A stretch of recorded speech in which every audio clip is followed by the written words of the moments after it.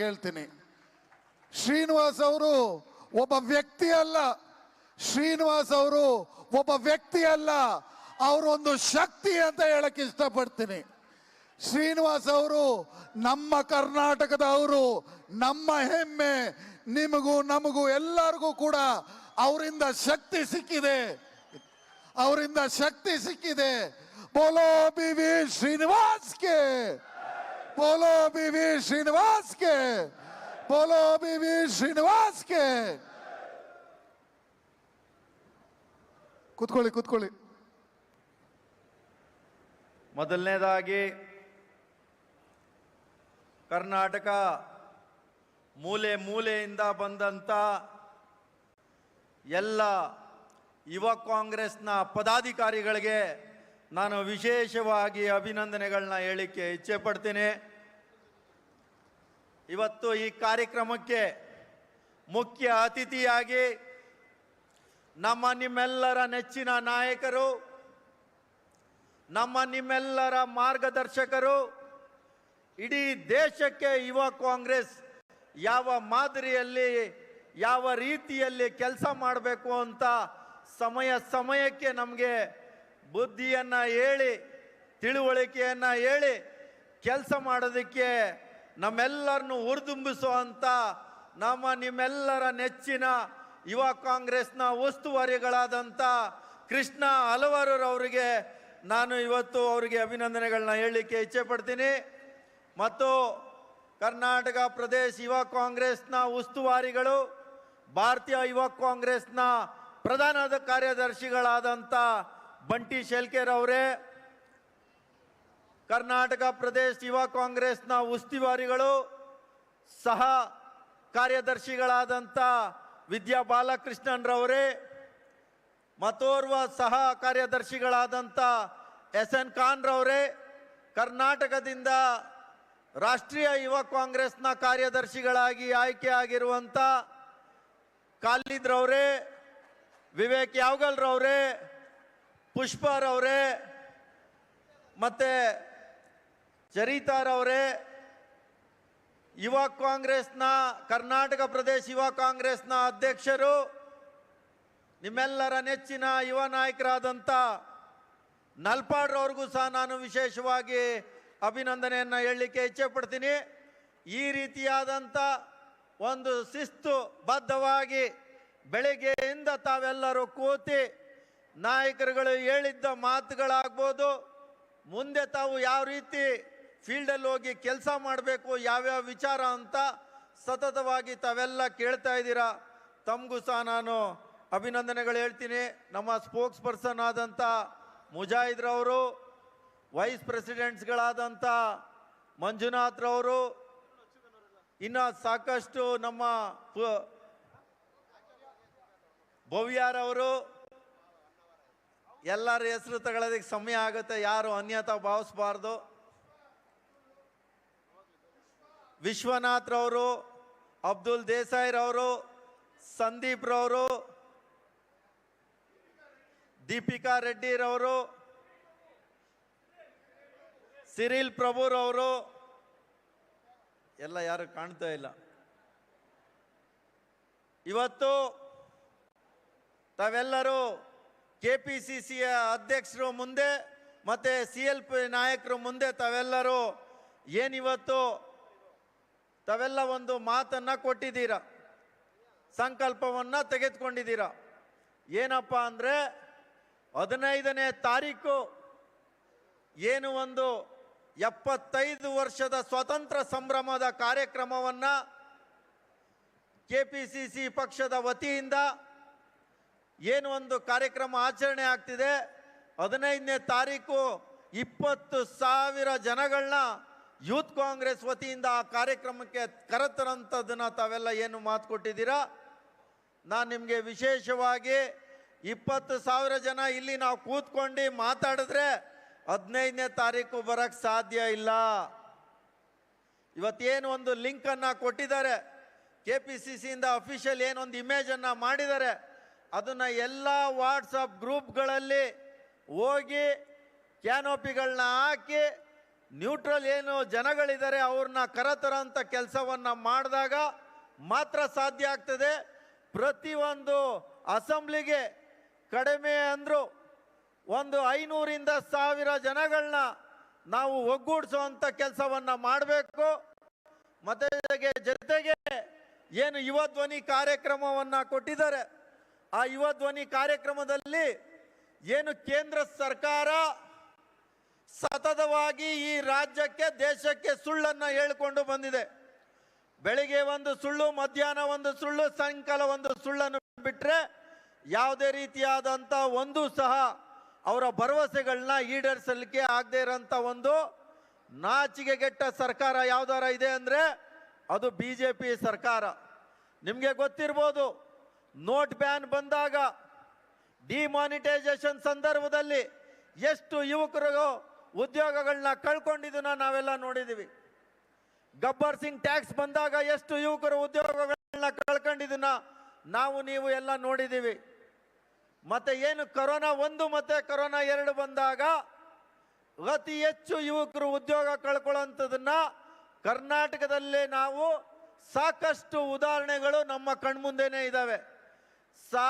ಎಷ್ಟು ಸಾವಿರ ಕಂಪನಿಗಳು, ಸಣ್ಣ ಪುಟ್ಟ ಏನು ಒಂದು ಕಾರ್ಖಾನೆಗಳಿದ್ದು ಏನು ನಿಜವಾಗ್ಲೂ ಯಾರ ಒಂದು ಜಾಬನ್ನು ಕ್ರಿಯೇಟ್ ಮಾಡ್ತಾ ಇದ್ದಂಥವ್ರು ಎಲ್ಲವನ್ನು ಮುಗಿಸುವಂಥ ಕೆಲಸ ಒಂದು ಈ ಸರ್ಕಾರ ಮಾಡಿದೆ. ನಾವು ಅವರ ಬಳಿಗೆ ಹೋಗ್ಬೇಕು. ಈಗ ನಾವೇನಾರ ನಾನೇನೋ 20 ಲಕ್ಷ ಅಂತ ಕೃಷ್ಣಲವರ್ ಸಾಹೇಬ್ರ ಮುಂದೆ ನಿಮ್ಮೆಲ್ಲರ ಮೇಲೆ ಒಂದು ಭರವಸೆಯನ್ನು ಇಟ್ಟು ನಾವು 20 ಲಕ್ಷ ಜನರ ಹತ್ರ ಹೋಗಿ ಯಾರ್ಯಾರು ಅನ್ಎಂಪ್ಲಾಯ್ಮೆಂಟ್ ಇದ್ದಾರೆ ಅವರ ಡೀಟೇಲನ್ನು ತೆಗೆದುಕೊಂಡು ಅವರನ್ನು ಒಗ್ಗೂಡಿಸೋವಂಥ ಕೆಲಸವನ್ನು ಮಾಡ್ತೀವಿ ಅಂತ ನಾವೇನು ಮಾತನ್ನು ಕೊಟ್ಟಿದ್ದೀವಿ. ಆ ವಿಚಾರವಾಗೂ ಅಷ್ಟೇ, ಸುಮ್ಮನೆ ಕೂತ್ರೆ ಆಗಲ್ಲ. ತಾವೆಲ್ಲ ಇದನ್ನ ಬಹಳಷ್ಟು ಯೋಚನೆ ಮಾಡಬೇಕು. ಮತ್ತೆ ಈ ಅವಕಾಶ ಬರೋದಿಲ್ಲ.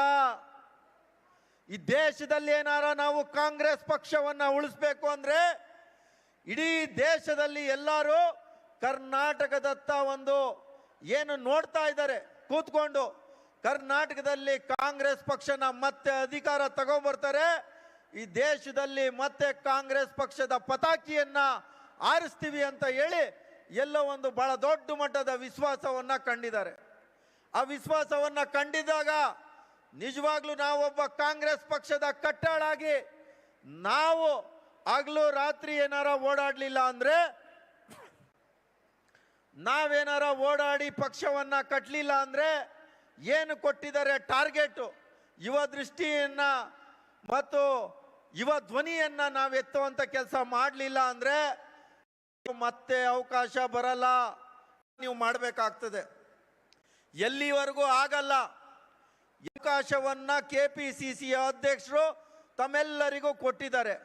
ಅವಕಾಶವನ್ನ ನಾವೇನಾರ ಕನ್ವರ್ಟ್ ಮಾಡ್ಕೊಳ್ಳಿಲ್ಲ ಅಂದ್ರೆ ಮತ್ತೆ ಮತ್ತೆ ಅವಕಾಶಗಳು ಬರಲ್ಲ. ಯಾಕಪ್ಪ ಅಂದ್ರೆ 83ಯಲ್ಲಿ ವರ್ಲ್ಡ್ ಕಪ್ ನಮ್ಮ ನಾಯಕತ್ವ ಗುಣಗಳನ್ನ ಬೆಳೆಸ್ಕೊಳ್ಳಿಕ್ಕೆ ಮತ್ತೆ ನಾವು ಪಕ್ಷವನ್ನ ಬಲಪಡಿಸೋದ್ರಲ್ಲಿ ನಾವು ಸದೃಢರಾಗಿದ್ದೀವಿ ಅನ್ನೋದನ್ನ ತೋರಿಸ್ಕೊಳ್ಳೋದಕ್ಕೆ ಒಂದು ಬಹಳ ದೊಡ್ಡ ಅವಕಾಶವನ್ನ ಸಿಕ್ಕಿದೆ. ನೀವು ನಿಜವಾಗ್ಲೂ ಕಾಂಗ್ರೆಸ್ ಪಕ್ಷವನ್ನ ಪ್ರೀತಿಸದೇ ಆದ್ರೆ, ನೀವು ರಾಹುಲ್ ಗಾಂಧಿ ಅವ್ರನ್ನ ಪ್ರೀತಿಸದೇ ಆದ್ರೆ, KPCC ಅಧ್ಯಕ್ಷರನ್ನ ಪ್ರೀತಿಸದೇ ಆದ್ರೆ ಮತ್ತು CLP ನಾಯಕರನ್ನ ಪ್ರೀತಿಸದೇ ಆದ್ರೆ, ಈ ಒಂದು 8 ತಿಂಗಳು 9 ತಿಂಗಳಿದೆ, ದಯವಿಟ್ಟು ಎಲ್ಲವನ್ನು ಮರ್ತ್ಬಿಡಿ. ಮನೇಲಿ ಹೇಳ್ಬಿಡಿ, ನಾವಿನ್ಯಾವುದೇ ರೀತಿ ಕೆಲಸಗಳನ್ನ ಮಾಡಲ್ಲ. 1 ವರ್ಷ ಇನ್ನು ಯಾವುದೇ ರೀತಿಯಾದಂಥ ನಮ್ಮಿಂದ ಅಪೇಕ್ಷೆಗಳನ್ನ ಇಟ್ಕೋಬೇಡಿ. ನಮ್ಮ ಉದ್ದೇಶ ಕರ್ನಾಟಕ ರಾಜ್ಯವನ್ನ ಉಳಿಸೋದು, ನಮ್ಮ ಉದ್ದೇಶ ಕಾಂಗ್ರೆಸ್ ಪಕ್ಷವನ್ನ ಉಳಿಸೋದು, ನಮ್ಮ ಉದ್ದೇಶ ಕಾಂಗ್ರೆಸ್ ಪಕ್ಷನ ಅಧಿಕಾರಕ್ಕೆ ತರೋದು ಅಂತ ನಾವೆಲ್ಲರೂ ಒಗ್ಗಟ್ಟಿನ ಮಂತ್ರದಲ್ಲಿ ಹೋಗ್ಬೇಕು. ನಾವು ಇವ್ರ ಬಗ್ಗೆ ಮಾತಾಡೋದು, ಪೋಸ್ಟ್ ಮಾರ್ಟಮ್ ಮಾಡೋದು ದಯವಿಟ್ಟು ಬಿಟ್ಬಿಡ್ಬೇಕು. ಅದರಿಂದ ಯಾವುದೇ ರೀತಿಯಾದಂಥ ಪ್ರಯೋಜನ ಸಂಘಟನೆಗಾಗಲಿ ಪಕ್ಷಕ್ಕಾಗಲಿ ಆಗಲ್ಲ. ನಾವು ಎಲ್ಲಿ ಕಾಂಪಿಟೇಷನ್ ಇರಬೇಕು, ಒಳ್ಳೆ ರೀತಿಯಾದಂಥ ಯೋಚನೆಗಳನ್ನ ಅಳವಡಿಸ್ಕೋಬೇಕು. ಪಕ್ಷಕ್ಕೆ ನಿಜವಾಗ್ಲೂ ಯಾವ್ದಾರ ಒಂದು ಒಳ್ಳೆ ರೀತಿ ಆಗ್ತದೆ ಅಂದರೆ ಆ ವಿಚಾರವಾಗಿ ನಾವೆಲ್ಲ ಮುನ್ನುಗ್ಗಬೇಕು. ನಾನು ನಲ್ಪಾಡೋರಿಗೆ ನಿಜವಾಗ್ಲೂ ನಾನು ಧನ್ಯವಾದಗಳನ್ನ ಹೇಳಿಕೆ ಇಚ್ಛೆ ಪಡ್ತೀನಿ. ಇವತ್ತೇನು ಒಂದು RJ ರಾಜೇಶ್ ಅವ್ರನ್ನ ಕರ್ಕೊಬಂದು ನಿಮ್ಮ ಮುಂದೆ ಯಾವ ರೀತಿ ಟೀಮ್ ವರ್ಕ್ ಆಗಿ ಕೆಲಸ ಮಾಡಬೇಕು ಅಂತ ಏನು ಹೇಳಿದ್ರು. ಪ್ರತಿಯೊಂದು ಹಂತದಲ್ಲಿ ಸಣ್ಣ ಸಣ್ಣ ತಪ್ಪುಗಳು ಯಾವ ರೀತಿ ಆಗ್ತವೆ ಅದನ್ನು ಎಚ್ಚೆತ್ಕೋಬೇಕು ಅಂತ ಹೇಳಿ, ಒನ್ ಅಂತ ಇಂಗ್ಲೀಷಲ್ಲಿ ಹೇಳಿ, 2 ಅಂತ ಕನ್ನಡದಲ್ಲಿ ಹೇಳೋದ್ರಲ್ಲಿ ಎಷ್ಟು ಕಲಿಯೋದಕ್ಕೆ ಅವಕಾಶ ಇತ್ತು. ಮತ್ತು ಏನು ನಂಬರ್ಗಳನ್ನ ತೋರಿಸೋಂಥದ್ರಲ್ಲಿ 10 ಜನ ಟೀಮ್ ವರ್ಕ್ ಇದ್ದಾಗ ಯಾವ ರೀತಿ ತಪ್ಪುಗಳನ್ನ ನಾವು ಸರಿಪಡಿಸ್ಕೋಬೇಕು, ಟೀಮ್ ವರ್ಕ್ ಆಗಿ ಹೋದಾಗ ಯಾವ ರೀತಿ ಪಕ್ಷವನ್ನು ಬಲಪಡಿಸ್ಬೋದು ಅನ್ನೋದಕ್ಕೆ ಒಂದು ವಿಸ್ತಾರವಾಗಿ ಎಲ್ಲ ರೀತಿಯಲ್ಲಿ ನಮಗೆಲ್ಲರಿಗೂ ಒಂದು ಅರಿವಾಗೋ ರೀತಿಯಲ್ಲಿ ಒಂದು ಎಳೆಯಾಗಿ ನಮಗೆ ಒಂದು ಹೇಳ್ಕೊಟ್ಟದನ್ನ ನಾನು ರಾಜೇಶ್ ಅವ್ರಿಗೂ ಸಹ ನಾನು ವಿಶೇಷವಾಗಿ ಅಭಿನಂದನೆಗಳನ್ನ ಹೇಳ್ತೀನಿ. ಯಾಕೆ ಅಂದರೆ ಅದರಲ್ಲೂ ನಾವು ಸಹ 2-3 ಕಲಿಯುವಂಥದ್ದನ್ನ ನಾನು ನಮ್ಮೊಳಗೆ ಸಹ ನಾನು ಅಳವಡಿಸ್ಕೊಂಡಿದ್ದೀವಿ. ಪ್ರತಿಯೊಬ್ಬರ ಹತ್ರನೂ ಕಲಿಯೋದಿರುತ್ತೆ. ನಾವು ಯಾರೋ ಒಬ್ಬ ಸಾಮಾನ್ಯ ಸದಸ್ಯನ ಹತ್ರ ಕಲಿಯೋ ವಿಚಾರ ಇತ್ತು ಅಂದರೂ ಸಹ ನಾವು ಅವರಲ್ಲಿ ಕಲಿಯೋಂಥ ಕೆಲಸವನ್ನು ಇರುತ್ತೆ. ಅದನ್ನು ತಪ್ಪಾಗಿ ತಗೋಬಾರ್ದು ಯಾರು. ಯಾಕೆ ಅಂದರೆ ಈ ದೇಶದಲ್ಲಿ BJP ಅಧಿಕಾರಕ್ಕೆ ಬಂದ ಮೇಲೆ ಯಾವ ರೀತಿಯಾದಂಥ ವಾತಾವರಣವನ್ನು ಈ BJP ಸರ್ಕಾರವನ್ನು ಮಾಡಿದೆ. ಈಗ ಮೊನ್ನೆ ತಾನೇ ಇವರ ಎಜುಕೇಷನ್ ಮಿನಿಸ್ಟ್ರು ನಾಗೇಶ್ ಅವರು ಸ್ಕೂಲಿಗೆ ಹೋಗೋ ಮಕ್ಕಳು ವಿಚಾರವಾಗಿ ಅವ್ರು ಹಾಕುವಂಥ ಸಾಕ್ಸು ಶೂ ಬಗ್ಗೆ ಯಾವ ರೀತಿ ಹೇಳಿಕೆಯನ್ನು ಕೊಟ್ಟಿದ್ದಾರೆ ಅನ್ನೋದು ತಾವೆಲ್ಲ ನೋಡಿದ್ದೀರಾ. ಅವರಿಗೆ RSS ಅವರಿಗೆ ಒಂದು ಚಡ್ಡಿ ಸುಟ್ಟಾಗ ಎಷ್ಟು ನೋವಾಯಿತು. ಆ ವಿದ್ಯಾರ್ಥಿಗಳ ಬಗ್ಗೆ ಈ ರೀತಿ ಹೇಳಿಕೆಯನ್ನು ಕೊಡ್ತಾರೆ. ಆ ವಿದ್ಯಾರ್ಥಿಗಳಿಗೆ ಎಷ್ಟು ನೋವಾಗಿದೆ ಅನ್ನೋದನ್ನ ಈ RSS ಅವರು ಸಹ ಅರ್ಥ ಮಾಡ್ಕೋಬೇಕು. ಯಾಕೆ ಅಂದರೆ ಅವರ ಪ್ರತಿಯೊಂದು ಹೇಳಿಕೆಗಳನ್ನ ತಾವು ನೋಡಬೇಕು, ಯಾವ ರೀತಿ ಹೇಳಿಕೆಗಳನ್ನ ಕೊಡ್ತಾ ಇದ್ದಾರೆ ಅಂತ. ಇವತ್ತು ಕೆಲವು ನಾವು ಬುಕ್ಸನ್ನು ಕೊಟ್ಟಿದ್ದೀವಿ. ದೇವನೂರು ಮಾಧವ್ರವರು ಏನು ಒಂದು ವಿಸ್ತಾರವಾಗಿ RSS ಯಾವ ರೀತಿ ಒಂದು ನಡ್ಕೊಳ್ತಾ ಇದೆ ಅಂತ ಒಂದು ಸಣ್ಣ ಒಂದು ಉಲ್ಲೇಖವನ್ನು ಬುಕ್ಕಲ್ಲಿ ಕ್ಲಿಯರ್ ಆಗಿ ಮೆನ್ಷನ್ ಮಾಡಿ ಕೊಟ್ಟಿದ್ದಾರೆ. ಆ ಬುಕ್ಕನ್ನು ತಾವು ಮನೆಗೆ ತಗೊಂಡೋಗಿ ದಯವಿಟ್ಟು ಎಸಿಬೇಡಿ. ಆ ಬುಕ್ಕನ್ನು 2 ಇಲ್ಲ 3 ಸರಿ ಓದಿ ಅರ್ಥ ಮಾಡ್ಕೊಳ್ಳೋ ಅಂಥ ಕೆಲಸವನ್ನು ಮಾಡಬೇಕು. ಮತ್ತು ಏನು ಕಾನ್ಸ್ಟಿಟ್ಯೂಷನ್ ಬುಕ್ಕನ್ನು ಆ ಪ್ರಿಯಂಬಲ್ ಜೊತೆ ಆ ಕಾಪಿಯನ್ನು ಸಹ ನಾವು ಕೊಟ್ಟಿದ್ದೀವಿ ಇವತ್ತು. ಆ ಬುಕ್ಕನ್ನು ಅದನ್ನು ಸಹ ತಾವು ಅರ್ಥವನ್ನು ಮಾಡ್ಕೋಬೇಕು. ಮತ್ತು ಇಂದೂರವರು ಸಹ ಕಾಂಗ್ರೆಸ್ ಪಕ್ಷದ ವಿಚಾರವಾಗಿ ಆ ಒಂದು ಒಳ್ಳೆ ಬುಕ್ಕನ್ನು ಬರೆದಿದ್ದಾರೆ. ಅವು ಸಮಯ ಸಿಕ್ತಾಗ ತಾವು ಆ ಬುಕ್ಕನ್ನು ಓದಬೇಕು. ಈಗ ದೇಶದಲ್ಲಿ ಅಗ್ನಿಪಥ್ ವಿಚಾರ ನಡೀತಾ ಇದೆ. ಅಗ್ನಿಪಥ್ ವಿಚಾರದಲ್ಲಿ ನೀವು ಯುವಕರಿಗೆ ಗಮನಕ್ಕೆ ತರೋವಂಥ ಕೆಲಸವನ್ನು ಮಾಡಬೇಕು. ಯಾಕೆ ಅಂದರೆ ನೀವೀಗ ಮನೆಗೆ ಹೋಗ್ತಾ ಇದ್ದೀರಾ. ಅವರು ವರ್ಷಕ್ಕೆ 2 ಕೋಟಿ ಉದ್ಯೋಗವನ್ನು ಕೊಡ್ತೀವಿ ಅಂತ ಏನು ಬಹಳ ದೊಡ್ಡ ಮಟ್ಟದ ಆಶ್ವಾಸನೆಯನ್ನು ಕೊಟ್ಟಿದ್ರು. 8 ವರ್ಷಗಳಾಯಿತು. 16 ಕೋಟಿ ಉದ್ಯೋಗವನ್ನು ಸೃಷ್ಟಿಸಬೇಕಾಗಿತ್ತು. ಆದರೆ ಅವರು 20 ಕೋಟಿ ಯುವಕರ ಒಂದು ಕೆಲಸವನ್ನ ಕಿತ್ಕೊಳ್ಳೋ ಅಂತ ಯಾವ್ದಾರ ನೀಚ ಸರ್ಕಾರ ಇದೆ ಅಂದ್ರೆ ಅದು BJP ಸರ್ಕಾರ ಅಂತ ನಾವು ಎದೆ ಎತ್ತಿ ಹೇಳೋ ಅಂತ ಒಂದು ಸಂದರ್ಭ ಇದೆ, ಮತ್ತೆ ಸಮಯ ಇದೆ. ಅವ್ರಿಗೆ ಅರ್ಥ ಮಾಡಿಸ್ಬೇಕು. ಏನು ಒಂದು ಹೊಸ ಪೀಳಿಗೆ ಇದೆ, ಯುವ ಪೀಳಿಗೆ ಇದೆ, ಅವರಿಗೆ ಅರ್ಥ ಮಾಡಿಸ್ಬೇಕು. ಹೊಸ ಪೀಳಿಗೆಯಲ್ಲಿ ಅವ್ರಿಗೆ ಏನಪ್ಪ ಅವ್ರ ಮನಸ್ಸಿಗೆ ಇದೆ ಅಂದ್ರೆ 2014ರಲ್ಲಿ ಸ್ವಾತಂತ್ರ್ಯ ಬಂದಿದೆ, ನರೇಂದ್ರ ಮೋದಿ ಅವರು ಬಂದ ಮೇಲೆ ಎಲ್ಲವೂ ಆಗಿದೆ ಅಂತ ಹೇಳಿ ಒಂದು ವಾಟ್ಸಪ್ ಯೂನಿವರ್ಸಿಟಿಯಲ್ಲಿ ಸುಳ್ಳು ಸಂದೇಶವನ್ನ ನಿಜವನ್ನ ಮಾಡಲಿಕ್ಕೆ ಹೊರಟಿರುವಂತ ಈ RSSನ ಒಂದು ದುಷ್ಟ ಶಕ್ತಿಗಳು ಈ ದೇಶವನ್ನೇ ಮುಗಿಸುವಂತ ಕೆಲಸ, ಈ ದೇಶದ ಸಂವಿಧಾನವನ್ನು ಮುಗಿಸುವಂತ ಕೆಲಸ ಮಾಡ್ತಾ ಇದ್ದಾರಲ್ಲ. ಅದ್ರ ವಿಚಾರವಾಗಿ ನಾವೇನಾರ ಹೋರಾಟ ಮಾಡಲಿಲ್ಲ ಅಂದ್ರೆ, ಈ ಸಂವಿಧಾನವನ್ನ ನಾವೇನಾರ ಉಳಿಸ್ಕೊಳ್ಳಿಲ್ಲ ಅಂದ್ರೆ, ಈ ದೇಶ ಉಳಿಬೇಕು ಅಂದ್ರೆ ಈ ಸಂವಿಧಾನ ಉಳಿಸ್ಬೇಕಾಗ್ತದೆ. ಸಂವಿಧಾನ ಇಲ್ಲ ಅಂದ್ರೆ ದೇಶ ಇಲ್ಲ, ಮತ್ತೆ ಕಾಂಗ್ರೆಸ್ ಪಕ್ಷ ಇಲ್ಲ ಅಂದ್ರೆ ಈ ದೇಶ ಇರಲ್ಲ. ಈ ಕಾಂಗ್ರೆಸ್ ಪಕ್ಷದ ಶಕ್ತಿ ಈ ದೇಶದ ಶಕ್ತಿ. ನಾವು ನಿಜವಾಗ್ಲೂ ಗೌರವವಾಗಿ ಹೇಳ್ಕೋಬೇಕಾಗ್ತದೆ. ನಾವು ಈ ಒಂದು ಕಾಂಗ್ರೆಸ್ ಪಕ್ಷ ಏನ್ 75 ವರ್ಷದ ಸ್ವತಂತ್ರ ಸಂಗ್ರಾಮದ ಆಚರಣೆಯನ್ನ ನಾವು ಮಾಡ್ತಾ ಇದ್ದೀವಿ. ಇವತ್ತು BJP ಅವರು ಏನೋ ಅವರು ಸ್ವತಂತ್ರ ತಂದುಕೊಟ್ಟ ರೀತಿಯಲ್ಲಿ ಇಡೀ ದೇಶದಲ್ಲಿ ಏನೋ ಒಂದು ರೀತಿ ಬಿಂಬಿಸ್ತಾ ಇದ್ದಾರೆ. ಯಾವುದಾದ್ರೂ ಒಂದೇ ಒಂದು ಇವರು ಉದಾಹರಣೆಯನ್ನ ಕೊಡ್ಲಿ, ನಿರ್ದೇಶನಗಳನ್ನ ಕೊಡ್ಲಿ. ಈ ದೇಶಕ್ಕೋಸ್ಕರ ಸ್ವತಂತ್ರ ಸಂದರ್ಭದಲ್ಲಿ ಬ್ರಿಟಿಷರ ಜೊತೆ ಸೇರ್ಕೊಂಡು ಚಾಪ್ಲೂಸಿ ಮಾಡ್ತಾ ಇದ್ದಂತ ಇದೆ RSS. ಇವತ್ತು ಮನೆಗೇನೋ ಬಾವುಟ ಕೊಡ್ತಾರಂತೆ. ನಾನು ಈ RSS ಅವ್ರಿಗೆ ಹೇಳೋದಿಷ್ಟೇ, ನೀವು ಬಾವುಟ ಕೊಡಿ, ಮತ್ತೊಂದು ಕೊಡಿ, ನೀವು ದೇಶಭಕ್ತರಾಗ್ಲಿಕ್ಕೆ ಸಾಧ್ಯ ಇಲ್ಲ. ನಿಜವಾದ ದೇಶಭಕ್ತರು ಅಂದ್ರೆ ನಾವು ಕಾಂಗ್ರೆಸ್ ಕಾರ್ಯಕರ್ತರು ಅಂತ ನಾವೆಲ್ಲ ಹೆಮ್ಮೆಯಿಂದ ಹೇಳ್ಬೇಕಾಗ್ತದೆ.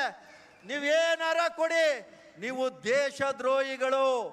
ಯಾರು RSS ಅವರು ಈ ದೇಶದ ವಿರುದ್ಧವಾಗಿ ಕೆಲಸ ಮಾಡಿದಂಥವ್ರು ನಮಗೆಲ್ಲರಿಗೂ ಗೊತ್ತಿದೆ. ಏನು ಸವರ್ಕರ್ ಹೇಳ್ತಾರೆ, ಸವರ್ಕರ್ನ ಇವತ್ತು ಸ್ವತಂತ್ರ ಹೋರಾಟಗಾರ ಅಂತ ಹೇಳಿ ಬಿಂಬಿಸಿ ಕೊಟ್ಟಿದ್ದಾರೆ. ಸವರ್ಕರ್ ಅವರು ಪತ್ರವನ್ನ ಬರೀತಾರೆ, ಯಾರಿಗೆ? ಅಲ್ಲಿಯೇ ಒಂದು ಜೈಲಿಂದ ಕ್ಷಮೆ ಪತ್ರ, 9 ಬಾರಿ ಕ್ಷಮೆ ಪತ್ರವನ್ನ ಬರೆದು ಬ್ರಿಟಿಷ್ ಸರ್ಕಾರಕ್ಕೆ ಕ್ಷಮೆಯನ್ನ ಕೇಳಿ, ಬ್ರಿಟಿಷ್ ಸರ್ಕಾರದ ಏನು ಒಂದು ಪ್ರತಿ ತಿಂಗಳು ಮಾಸಾಸನವನ್ನ ತೆಗೆದುಕೊಂಡಂತ ವ್ಯಕ್ತಿ. ಅದಕ್ಕೆ ಎಲ್ಲ ಪುರಾವೆಗಳು ದಾಖಲೆಗಳಿವೆ. ಒಬ್ಬ DMಗೆ ಸವರ್ಕರ್ ಪತ್ರ ಬರೀತಾನೆ, ಏನಂದ್ರೆ ಸ್ವಾಮಿ ನೀವು ಕೊಡ್ತಾ ಇರೋ ಹಣ ನನಗೆ ಸಾಲ್ತಾ ಇಲ್ಲ, ನನಗೆ ಹಣ ಸಂಬಳವನ್ನ ಹೆಚ್ಚಿಸ್ಬೇಕು, ಮಾಸಾಸನವನ್ನ ಅಂತ. ಅದಕ್ಕೆ ಒಬ್ಬ DMO ಆಗ ಒಂದು ಪತ್ರವನ್ನ ವಾಪಸ್ಸು ಸವರ್ಕರ್ಗೆ ಬರೀತಾರೆ. ಏನಪ್ಪ ಅಂದ್ರೆ, ಸ್ವಾಮಿ ನನಗೆ ಬರ್ತಾ ಇರೋಂಥ ಸಂಬಳದಿಗಿಂತ 3 ಪಟ್ಟು ನಿಮ್ಗೆ ಮಾಸಾಸನ ಬರ್ತಾ ಇದೆ, ನೀವೇ ಕ್ಷಮೆ ಕೇಳಿರೋದಕ್ಕೆ, ಇದಕ್ಕಿಂತ ನಾನು ನಿಮ್ಗೆ ಹೆಚ್ಚಿಸಲಿಕ್ಕೆ ಸಾಧ್ಯ ಆಗಲ್ಲ ಅಂತ ಒಂದು ಮಾತನ್ನ ಹೇಳ್ತಾರೆ. ಅವರು ಇವನನ್ನ ದೇಶಭಕ್ತರಾಗಿ ಬಿಂಬಿಸಲಿಕ್ಕೆ ದೇಶದಾದ್ಯಂತ ಹೋರಾಟವನ್ನ ಬಹಳ ದೊಡ್ಡ ಮಟ್ಟದಲ್ಲಿ ಇದನ್ನೇ ಸೃಷ್ಟಿಸುವಂತ ಕೆಲಸವನ್ನ ಮಾಡ್ತಾ ಇದ್ದಾರೆ. ನಾವಿವೆಲ್ಲ ನಮ್ಮ ಕಣ್ಮುಂದೆ ಇದ್ದು, ನಮ್ಮ ಪಕ್ಷದ ಪ್ರತಿಯೊಂದು ವಿಚಾರಗಳಿದ್ದು, ಈ ದೇಶಕ್ಕೋಸ್ಕರ ಸ್ವತಂತ್ರ ತಂದುಕೊಟ್ಟವಂತ ಒಂದು ಪಕ್ಷ, ಪ್ರತಿಯೊಂದು ನೆಹರೂರವರಿಂದ ಹಿಡಿದು ಮಹಾತ್ಮ ಗಾಂಧಿರವರಿಂದ ಹಿಡಿದು ಸರ್ದಾರ್ ವಲ್ಲಭಾಯ್ ಪಟೇಲ್, ಮೌಲಾನಾ ಆಜಾದ್ ರವರಿಂದ ಹಿಡಿದು ಲಾಲ್ ಬಹದ್ದೂರ್ ಶಾಸ್ತ್ರಿ, ಸರೋಜಿನಿ ನಾಯ್ಡು, ಎಲ್ಲರ ಆದಿಯಲ್ಲಿ ನಾವು ಇವತ್ತು ಎಲ್ಲೋ ಒಂದು ರೀತಿ ಧ್ವನಿ ಎತ್ತುವಂಥ ಕೆಲಸವನ್ನ ನಾವು ಮಾಡಬೇಕಾಗಿದೆ. ಯಾಕೆಂದ್ರೆ ಎಲ್ಲೋ ಒಂದು ರೀತಿ ಕಾಂಗ್ರೆಸ್ ನಾವು ಜನರ ಮಧ್ಯ ಎಲ್ಲ ಹೋಗೋಂಥದ್ದು ಗ್ಯಾಪ್ ಆಗೋಗಿದೆ. ನಮಗೂ ಸಾಮಾನ್ಯ ಜನರಿಗೂ ಬಹಳಷ್ಟು ಗ್ಯಾಪ್ ಇದೆ. ನಾವು ಈ ಸಂದರ್ಭದಲ್ಲಿ ನಾವೇನಾರ ಗ್ಯಾಪನ್ನ ಫಿಲ್ ಮಾಡಲಿಲ್ಲ ಅಂದ್ರೆ ಅದು ಗ್ಯಾಪಿನ ಬಹಳ ದೊಡ್ಡ ಮಟ್ಟದ ಗ್ಯಾಪ್ ಆಗ್ತದೆ, ಮತ್ತೆ ಈ ದೇಶಕ್ಕೆ ಮತ್ತೆ ರಾಜ್ಯಕ್ಕೆ ಬಹಳ ಮಾರಕವಾಗ್ತದೆ. ಅದಕ್ಕೆ ನಾವು ಸ್ವತಂತ್ರವನ್ನ ನಾವ್ಯಾರು ನೋಡಿಲ್ಲ, ಸ್ವತಂತ್ರ ಹೋರಾಟವನ್ನ ನಾವು ನೋಡಲಿಲ್ಲ, ಸ್ವತಂತ್ರ ಹೋರಾಟಗಾರನ ನಾವು ನೋಡಲಿಲ್ಲ, ಈ ಸ್ವತಂತ್ರ ತಂದುಕೊಟ್ಟಂತ ಪಕ್ಷದ ಬಗ್ಗೆ ನಾವು ಹೆಚ್ಚು ಚಿಂತನೆಗಳನ್ನ ಮಾಡಲಿಲ್ಲ. ಅಟ್ಲೀಸ್ಟ್ ಈಗ ಮತ್ತೆ ಈ ರಾಜ್ಯವನ್ನ ಉಳಿಸ್ಬೇಕು ಅಂದ್ರೆ ಅದು ಸಹ ಒಂದು ಸ್ವತಂತ್ರದ ಹೋರಾಟ ಅಂತ ನಾವು ಅನ್ಕೊಂಡು, ಈ ಸ್ವತಂತ್ರದ ಹೋರಾಟದಲ್ಲಿ ನಾವು ಮತ್ತೆ ಮುಂಚೂಣಿಯಲ್ಲಿ ನಿಂತ್ಕೊಂಡು ಕರ್ನಾಟಕ ರಾಜ್ಯವನ್ನ, ಈ ದೇಶವನ್ನ ಕಾಪಾಡಬೇಕಾಗ್ತದೆ. ಕರ್ನಾಟಕ ರಾಜ್ಯದಲ್ಲಿ ಏನು ಒಂದು ಗಣ್ಯ ವ್ಯಕ್ತಿಗಳನ್ನ ಪಠ್ಯ ಪುಸ್ತಕಗಳಲ್ಲಿ ಬಿಜೆಪಿಯವರು ಯಾವ ರೀತಿಯಾದಂಥ ಅವಮಾನ ಮಾಡಿದನ್ನು ನಾವು ನೋಡಿದ್ದೀವಿ. ಕರ್ನಾಟಕ ರಾಜ್ಯ, ಕರ್ನಾಟಕ ನಾಡು, ಕರ್ನಾಟಕ ಜಲ ಮತ್ತು ಕರ್ನಾಟಕ ನಾಡ ಗೀತೆಗೆ ಒಬ್ಬ ಯಾರೋ ರೋಹಿತ್ ಚಕ್ರ ತೀರ್ಥ, ಅವನ ಹೆಸರು ಬದಲಾಯಿಸ್ಬೇಕು ಇವರು, ಚಡ್ಡಿ ತೀರ್ಥ ಅಂತ. ಯಾಕೆ ಅಂದ್ರೆ ಇತಿಹಾಸನೇ ಗೊತ್ತಿಲ್ಲದೆ ಇರೋ ವ್ಯಕ್ತಿ ಇತಿಹಾಸವನ್ನ ತಿರ್ಚೋ ಅಂತ ಕೆಲಸವನ್ನ ಮಾಡ್ತಾರೆ. ನಾವಾದ್ರೂ ಸಹ ನೋಡ್ಕೊಂಡು ಎಲ್ಲೋ ಒಂದು ರೀತಿ ಕಣ್ಮುಚ್ಕೊಂಡು ಕೂತಿದ್ದೀವಿ. ಕುವೆಂಪುರವರ ಬಗ್ಗೆ ಯಾವ ರೀತಿ ಅವಹೇಳನಕಾರಿ ಮಾಡಿರೋಂಥದ್ದು, ಬಸವಣ್ಣನವರದ್ದು ಇತಿಹಾಸನೇ ಇದೆ. ಬಸವಣ್ಣನವರನ್ನ ಅವಮಾನ ಮಾಡಿದಂತ ಆಗ್ಬೋದು, ಮತ್ತೆ ಏನು ಅಂಬೇಡ್ಕರ್ ಅವ್ರನ್ನ, ಟಿಪ್ಪು ಸುಲ್ತಾನ್ರ ಅವಮಾನ ಮಾಡಿದಂತ ಆಗ್ಬೋದು, ಪ್ರತಿಯೊಂದು ನಾರಾಯಣ್ ಗುರುರವ್ರನ್ನ ಅವಮಾನ ಮಾಡಿದಂತ ಆಗ್ಬೋದು. ಪ್ರತಿಯೊಂದು ವಿಚಾರಗಳನ್ನ ನಾವು ಜನರ ಮುಂದೆ ಎತ್ತಿ ನಾವು ಮಾತಾಡಲಿಲ್ಲ ಅಂದ್ರೆ ಎಲ್ಲೋ ಒಂದು ರೀತಿ ಅವರು ಹಿಂದೂ ಮತ್ತು ಮುಸ್ಲಿಮನ್ನ ಇಡೀ ರಾಜ್ಯದಲ್ಲಿ ಎಲ್ಲೋ ಒಂದು ಆ ನಶೆಯನ್ನ ಹಂಚೋ ಮಾದರಿಯಲ್ಲಿ ಹಿಂದುತ್ವವನ್ನ ಹಂಚೋ ಅಂತ ಕೆಲಸವನ್ನ ಮಾಡ್ತಾ ಇದ್ದಾರೆ. ಆ ನಶೆಯನ್ನ ತೆಗೆದು ಕಿತ್ತಿ ಒಗಿಬೇಕು ಅಂದ್ರೆ ನಾವೆಲ್ಲ ಎಚ್ಚೆತ್ಕೋಬೇಕಾಗ್ತದೆ. ನಾವೇ ಒಡೆದಾಡೋದನ್ನ ಬಿಡಬೇಕು. ನಾವು ಅವ್ರ ಬಗ್ಗೆ ಮಾತಾಡೋದು, ಇವ್ರ ಬಗ್ಗೆ ಮಾತಾಡೋದನ್ನ ಬಿಡಬೇಕು. ಅದನ್ನ ಬಿಟ್ಟು ಪಕ್ಷ ಎಷ್ಟು ಒಂದು ಅರ್ಧ ಗಂಟೆ ಟೈಮ್ ಸಿಕ್ಕಿದ್ರೆ ಅರ್ಧ ಗಂಟೆಯಲ್ಲಿ ಇವತ್ತು ಪಕ್ಷಕ್ಕೆ ಏನು ಒಳ್ಳೆ ಕೆಲಸ ಮಾಡ್ತಾ ಇದ್ದಾರೆ, ಆದರೆ ನಾವು ಎಷ್ಟು ಸಮಯವನ್ನ ಕೊಡ್ತಾ ಇದ್ದೀವಿ ಅನ್ನೋದನ್ನ ನಾವು ಯೋಚನೆ ಮಾಡಬೇಕು. ರಾಹುಲ್ ಗಾಂಧಿರವ್ರ ಮೇಲೆ ಏನು ಒಂದು ಇಡಿ ಕೇಸನ್ನ ಹಾಕಿದ್ರು, ಏನು ಅದರಲ್ಲಿ ಆ ಇಡಿ ಕೇಸಿನ ವಿಚಾರವನ್ನು ತಾವು ಅರ್ಥ ಮಾಡ್ಕೋಬೇಕು. 2015ರಲ್ಲಿ ಮುಗಿದೋದಂತ ಇಡಿ ಕೇಸನ್ನ ಏನು ಅಗ್ನಿಪಥ್ ವಿಚಾರದಲ್ಲಿ ಅವರು ಆ ಇಡಿ ಕೇಸನ್ನ ಜನರ ಗಮನವನ್ನ ಬೇರೆ ಕಡೆ ಸೆಳಿಲಿಕ್ಕೋಸ್ಕರ ರಾಹುಲ್ ಗಾಂಧಿ ಅವ್ರನ್ನ ಮತ್ತೆ ಆ ಇಡಿಗೆ ವಿಚಾರಣೆಗೆ ಒಳಪಡಿಸ್ತಾರೆ. 54 ಗಂಟೆಗಳ ಸತತ ವಿಚಾರಣೆಗಳನ್ನ ಮಾಡ್ತಾರೆ. ಆದರೆ ರಾಹುಲ್ ಗಾಂಧಿ ಅವರು ಆ ಅಧಿಕಾರಿಗಳು ಕೇಳ್ತಾರೆ, ಆ ಅಧಿಕಾರಿಗಳಿಗೆ ಸರಿಯಾದ ಉತ್ತರವನ್ನ ಕೊಡ್ತಾರೆ. ರಾಹುಲ್ ಗಾಂಧಿ ಅವರು ಈ ತಾಳ್ಮೆ ಎಲ್ಲಿಂದ ಬಂದಿದೆ ನಿಮ್ಗೆ? ಈ ತಾಳ್ಮೆ ಏನು, ಇದ್ರ ವಿಶೇಷ ಏನು ಅಂತ, ಇದ್ರದ್ದು ರಹಸ್ಯ ಏನು ಅಂತ ಕೇಳ್ತಾರೆ. ಅವಾಗ ಹೇಳ್ತಾರೆ, ಇಲ್ಲಿ ರಾಹುಲ್ ಗಾಂಧಿ ಒಬ್ಬ ವ್ಯಕ್ತಿ ಕೂತಿಲ್ಲ, ಇಲ್ಲಿ ಕೋಟ್ಯಾಂತರ ಕಾರ್ಯಕರ್ತರು ನನ್ನ ಜೊತೆ ಈ ಇಡಿ ಆಫೀಸಲ್ಲಿ ಕೂತಿದ್ದಾರೆ ಅಂತ ರಾಹುಲ್ ಗಾಂಧಿ ಅವರು ಎದೆ ಎತ್ತಿ ಹೇಳ್ದಂತ ಮಾತು ಈಗಲೂ ಸಹ ನಮಗೆ ಇದಾಗಿದೆ. ಉದಯಪುರಲ್ಲಿ ಸೋನಿಯಾ ಗಾಂಧಿ ಅವರು ಒಂದೇ ಒಂದು ಮಾತು ಬಹಳ ನೋವಿನಿಂದ ಹೇಳ್ತಾರೆ. ಆ ನೋವು ಅವರ ಮಾತು ಇವತ್ತು ಸಹ ಕೆಲವು ಟೈಮ್ ರಾತ್ರಿ ಹೊತ್ತು ನಿದ್ದೆ ಬರಲ್ಲ. ಯಾಕೆಂದ್ರೆ ಕಾಂಗ್ರೆಸ್ ಪಕ್ಷ ಎಲ್ಲವನ್ನು ಎಲ್ಲರಿಗೂ ಕೊಟ್ಟಿದೆ. ನಮಗಾಗ್ಲಿ ನಿಮ್ಗಾಗ್ಲಿ ನಿಮ್ಗೆಲ್ಲರ ಮೇಲೆ ಒಂದು ದೊಡ್ಡ ಮಟ್ಟದ ಇನ್ವೆಸ್ಟನ್ನೇ ಮಾಡಿದೆ. ಈಗ ಕಾಂಗ್ರೆಸ್ ಪಕ್ಷ ಎಲ್ಲೋ ಒಂದು ಸಂಕಷ್ಟದಲ್ಲಿರುವಂತ ಸಂದರ್ಭ. ಈ ಸಂದರ್ಭದಲ್ಲಿ ನಾವು ಕಾಂಗ್ರೆಸ್ ಪಕ್ಷಕ್ಕೋಸ್ಕರ ರಕ್ತನಾಗ್ಲಿ ಪಕ್ಷವನ್ನ ಅಧಿಕಾರಕ್ಕೆ ತರೋದಕ್ಕೆ ಯಾವುದೇ ರೀತಿಯಾದಂತ ತ್ಯಾಗ ಮಾಡ್ಲಿಕ್ಕೂ ನಾವು ಸಿದ್ಧ ಇದ್ದೀವಿ ಅಂತ ನಾವು ಸಿದ್ಧರಾಗಿ ಅವರ ಒಂದು ಮಾತಿಗೆ ವಿಶ್ವಾಸವನ್ನ ಕೊಟ್ಟು ಅವರ ಮಾತಿನ ಏನವರು ನಮ್ಮೆಲ್ಲರ ಬಳಿ ಕೇಳ್ಕೊಂಡಿದ್ದಾರೆ, ನೀವೆಲ್ಲರೂ ಒಟ್ಟಾಗಿ ಒಂದು ಪಕ್ಷವನ್ನ ಮತ್ತೆ ಅಧಿಕಾರಕ್ಕೆ ತರಬೇಕು ಅಂತ ನಮ್ಮೆಲ್ಲರನ್ನ ಅಂಗಲಾಚಿ ಅವ್ರು ಏನು ಹೇಳಿದ್ದಾರೆ ಅದನ್ನ ಪೂರ್ತಿ ಮಾಡೋ ಅಂತ ಕೆಲಸವನ್ನ ನಾವು ಮಾಡಬೇಕಾಗ್ತದೆ. ಈ ಅಗ್ನಿಪಥ್ ವಿಚಾರದಲ್ಲಿ 4 ವರ್ಷಕ್ಕೆ ಅವ್ರಿಗೆ ಯುವಕರಿಗೆ ನೀವು ಹೇಳ್ಬೇಕಾಗ್ತದೆ. 4 ವರ್ಷ 18 ವರ್ಷದಿಂದ 22 ವರ್ಷ ಆದ್ಮೇಲೆ ಆ ಯುವಕ ಎಲ್ಲೋಗ್ತಾನೆ? ಇವರು ಏನು ಹೇಳಿಕೆಗಳನ್ನ ಕೊಟ್ಟಿದ್ರು, 1 ಮ್ಯಾನ್ 1 ಪೆನ್ಷನ್ ಅಂತ ಹೇಳಿದ್ರು, 1 ಮ್ಯಾನ್ 1 ರ್ಯಾಂಕ್ ಅಂತ ಹೇಳಿದ್ರು. ಈಗ ಯಾವುದೋ ಸ್ಕೀಮ್ ತಗೊಬಂದಿದ್ದಾರೆ, ಇದರಲ್ಲಿ ಯಾವುದೇ ರೀತಿಯಾದಂಥ ರ್ಯಾಂಕ್ ಇಲ್ಲ, ಯಾವುದೇ ರೀತಿಯಾದಂಥ ಪೆನ್ಷನ್ ಇಲ್ಲ, ಇದರಲ್ಲಿ ಇರೋದು ಮಾತ್ರ ಟೆನ್ಷನ್ ಅಂತ ನಾವು ಯುವಕರಿಗೆ ಗಮನಕ್ಕೆ ತರೋಂಥ ಕೆಲಸವನ್ನ ಮಾಡಬೇಕಾಗ್ತದೆ. ಯಾವಾಗ ಕಾಂಗ್ರೆಸ್ ಸರ್ಕಾರ ಇತ್ತು, ಪ್ರತಿ ವರ್ಷ 1 ಲಕ್ಷಗಳ ಯುವಕರನ್ನ ಇಂಡಿಯನ್ ಆರ್ಮಿಯಲ್ಲಿ ಜಾಯಿನ್ ಮಾಡಿಸ್ತಾ ಇತ್ತು ಅಂತ ಸಂದರ್ಭಗಳು ನಾವು ನೋಡಿದ್ದೀವಿ. ಈ ಸರ್ಕಾರ ಬಂದ ಮೇಲೆ 4 ವರ್ಷ ಆಯ್ತು, ಯಾರಿಗೂ ಸಹ ಅವರು ನೇಮಕಾತಿಯನ್ನ ಮಾಡಿಲ್ಲ. 4 ವರ್ಷಗಳಾದ ಮೇಲೆ ಪ್ರತಿ ವರ್ಷ 35,000 ಜನಕ್ಕೆ ಮಾತ್ರ ನಾವು ಅವಕಾಶ ಕೊಡ್ತೀವಿ.